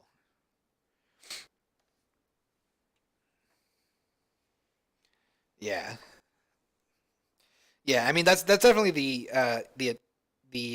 desired aesthetic for these loading screens. I want them to look like those old school, like very old home computers, classic '80s ones. Um, which is why I'm trying to go with a little bit more of a limited palette and also just have very simple ASCII art. Um, so, although it does certainly make things difficult sometimes, good God. Uh, so we're going to go ahead and, before I do anything else, let's go back to Plains to Canyon. I want to grab my tree area. And we're going to make this have an anchor max of 1.1 and an anchor min of negative 0.1. All right, so let's try that. And what that's going to do is it's going to have them spawn slightly off screen, and then they will be off screen when they despawn. That way you don't see them just kind of like they're there and then suddenly they're not. Which technically, funny enough, actually that might be irrelevant because that's what the aesthetic does anyway. I don't like that the player jumps all the way from 0 to 1 though.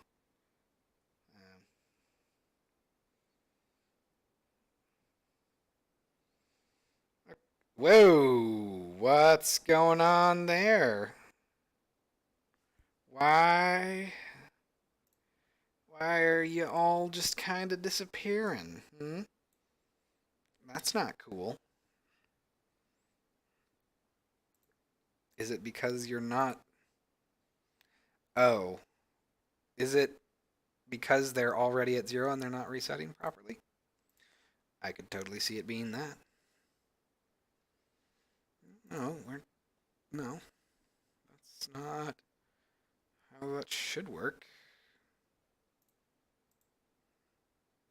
Huh. Okay. Interesting. Why? Hmm. Well, that's curious. It's Very curious.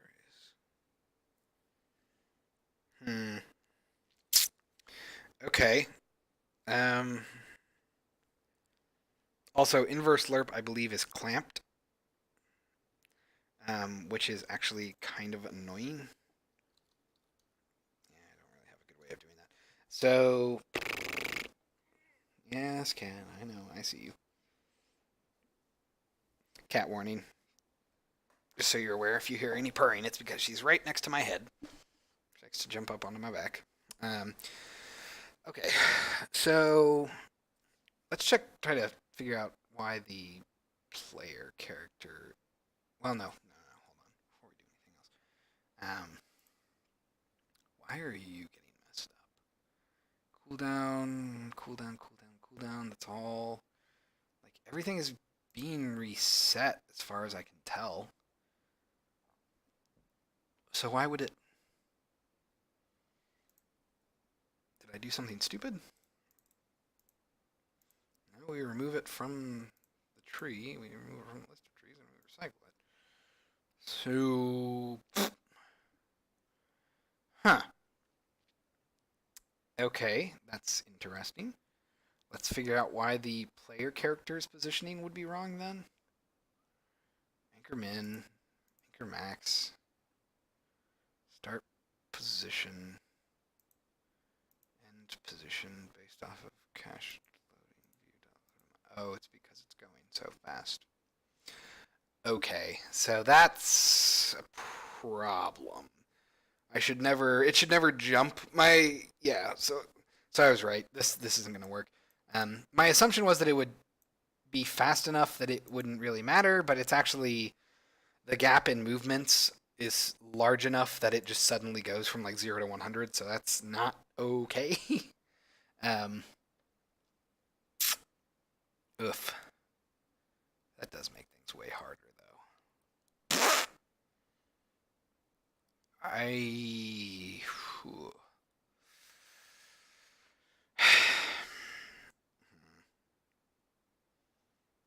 think how I want to handle this.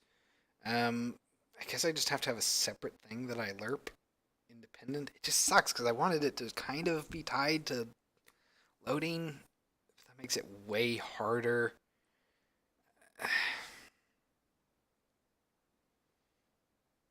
I'm not sure what to do there. I am going to go ahead and replay just so I can try to figure out why the trees aren't moving as I would expect. And then we'll probably call it a night because it's 9:30. 2.5 hour stream.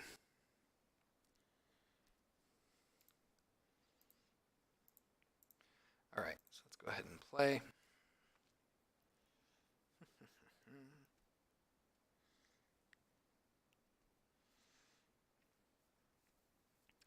And there we go. I need to add more clouds. I only have 3. Oh, 4. Sorry.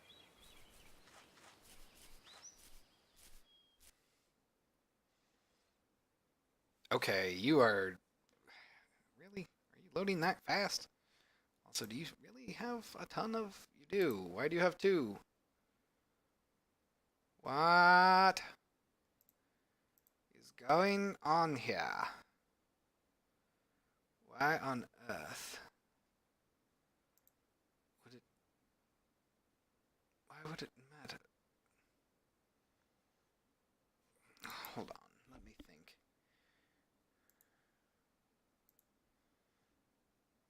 Oh.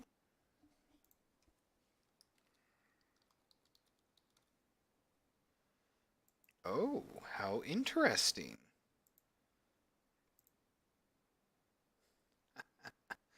Really?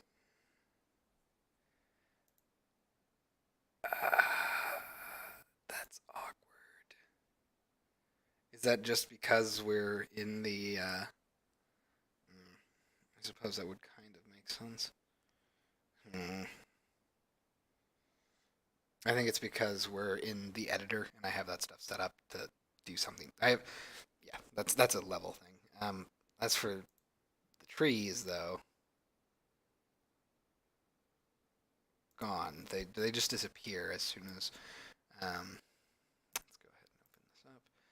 UI view. guess actually would go to loading container. Root, minigame area. Minigame, trees. Grab you. And let's take a look at the debug menu here. I'm sorry, how are you at 2? Hmm? I'm quite confused. You're at 1. Okay. But, okay. Ah, frickin'. Turn off maximize on play. Okay. So that one went all the way. What about you?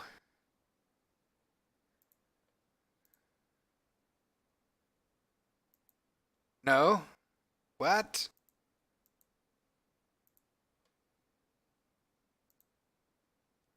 What the heck? Some of them make it all the way through and other ones don't? That's super weird. Why? They all have the same logic on them. It's not like it's random. I mean, the cooldown is granted, but nothing else is. So tree positions, that's all there. It's like they're draining faster somehow, which makes no sense.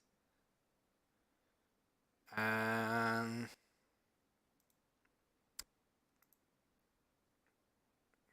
no, I don't have anything like that. Position tree, that's all what you would expect. Huh. Interesting.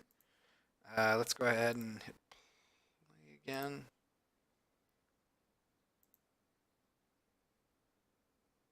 So it's like they're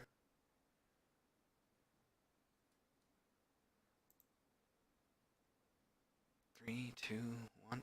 Like that all seems to make sense, but for some reason the tree area is just not doing what I would expect. Like, I mean, it's not. It's anchored, so it's not like somehow these trees can be worked. Um,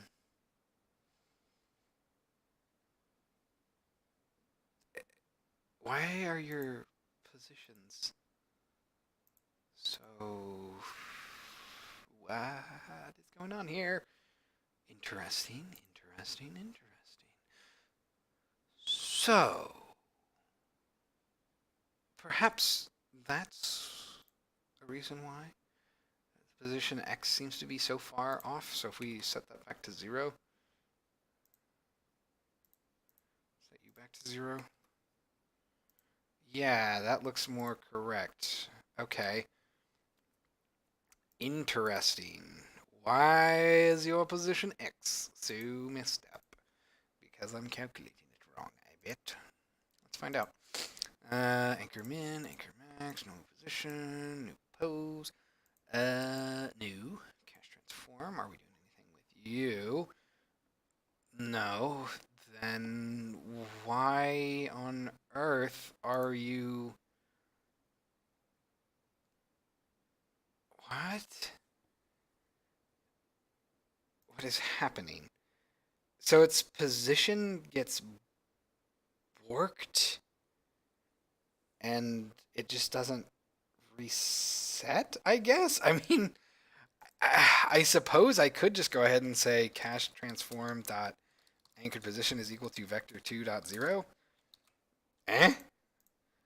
Like, that might fix it? Although I'm not sure why it was really being messed up in the first place. The only thing I can think of is that for some reason um, the tree, when it gets recycled and gets spawned back in under the parent, it stays in its location. So it has an offset for some reason. I I don't know why that would be the case, but that's all I can really think of for a reason. I can't really think of any other reason for it, honestly. So let's try that, and maybe that will fix it. At least I'm theorizing that it would.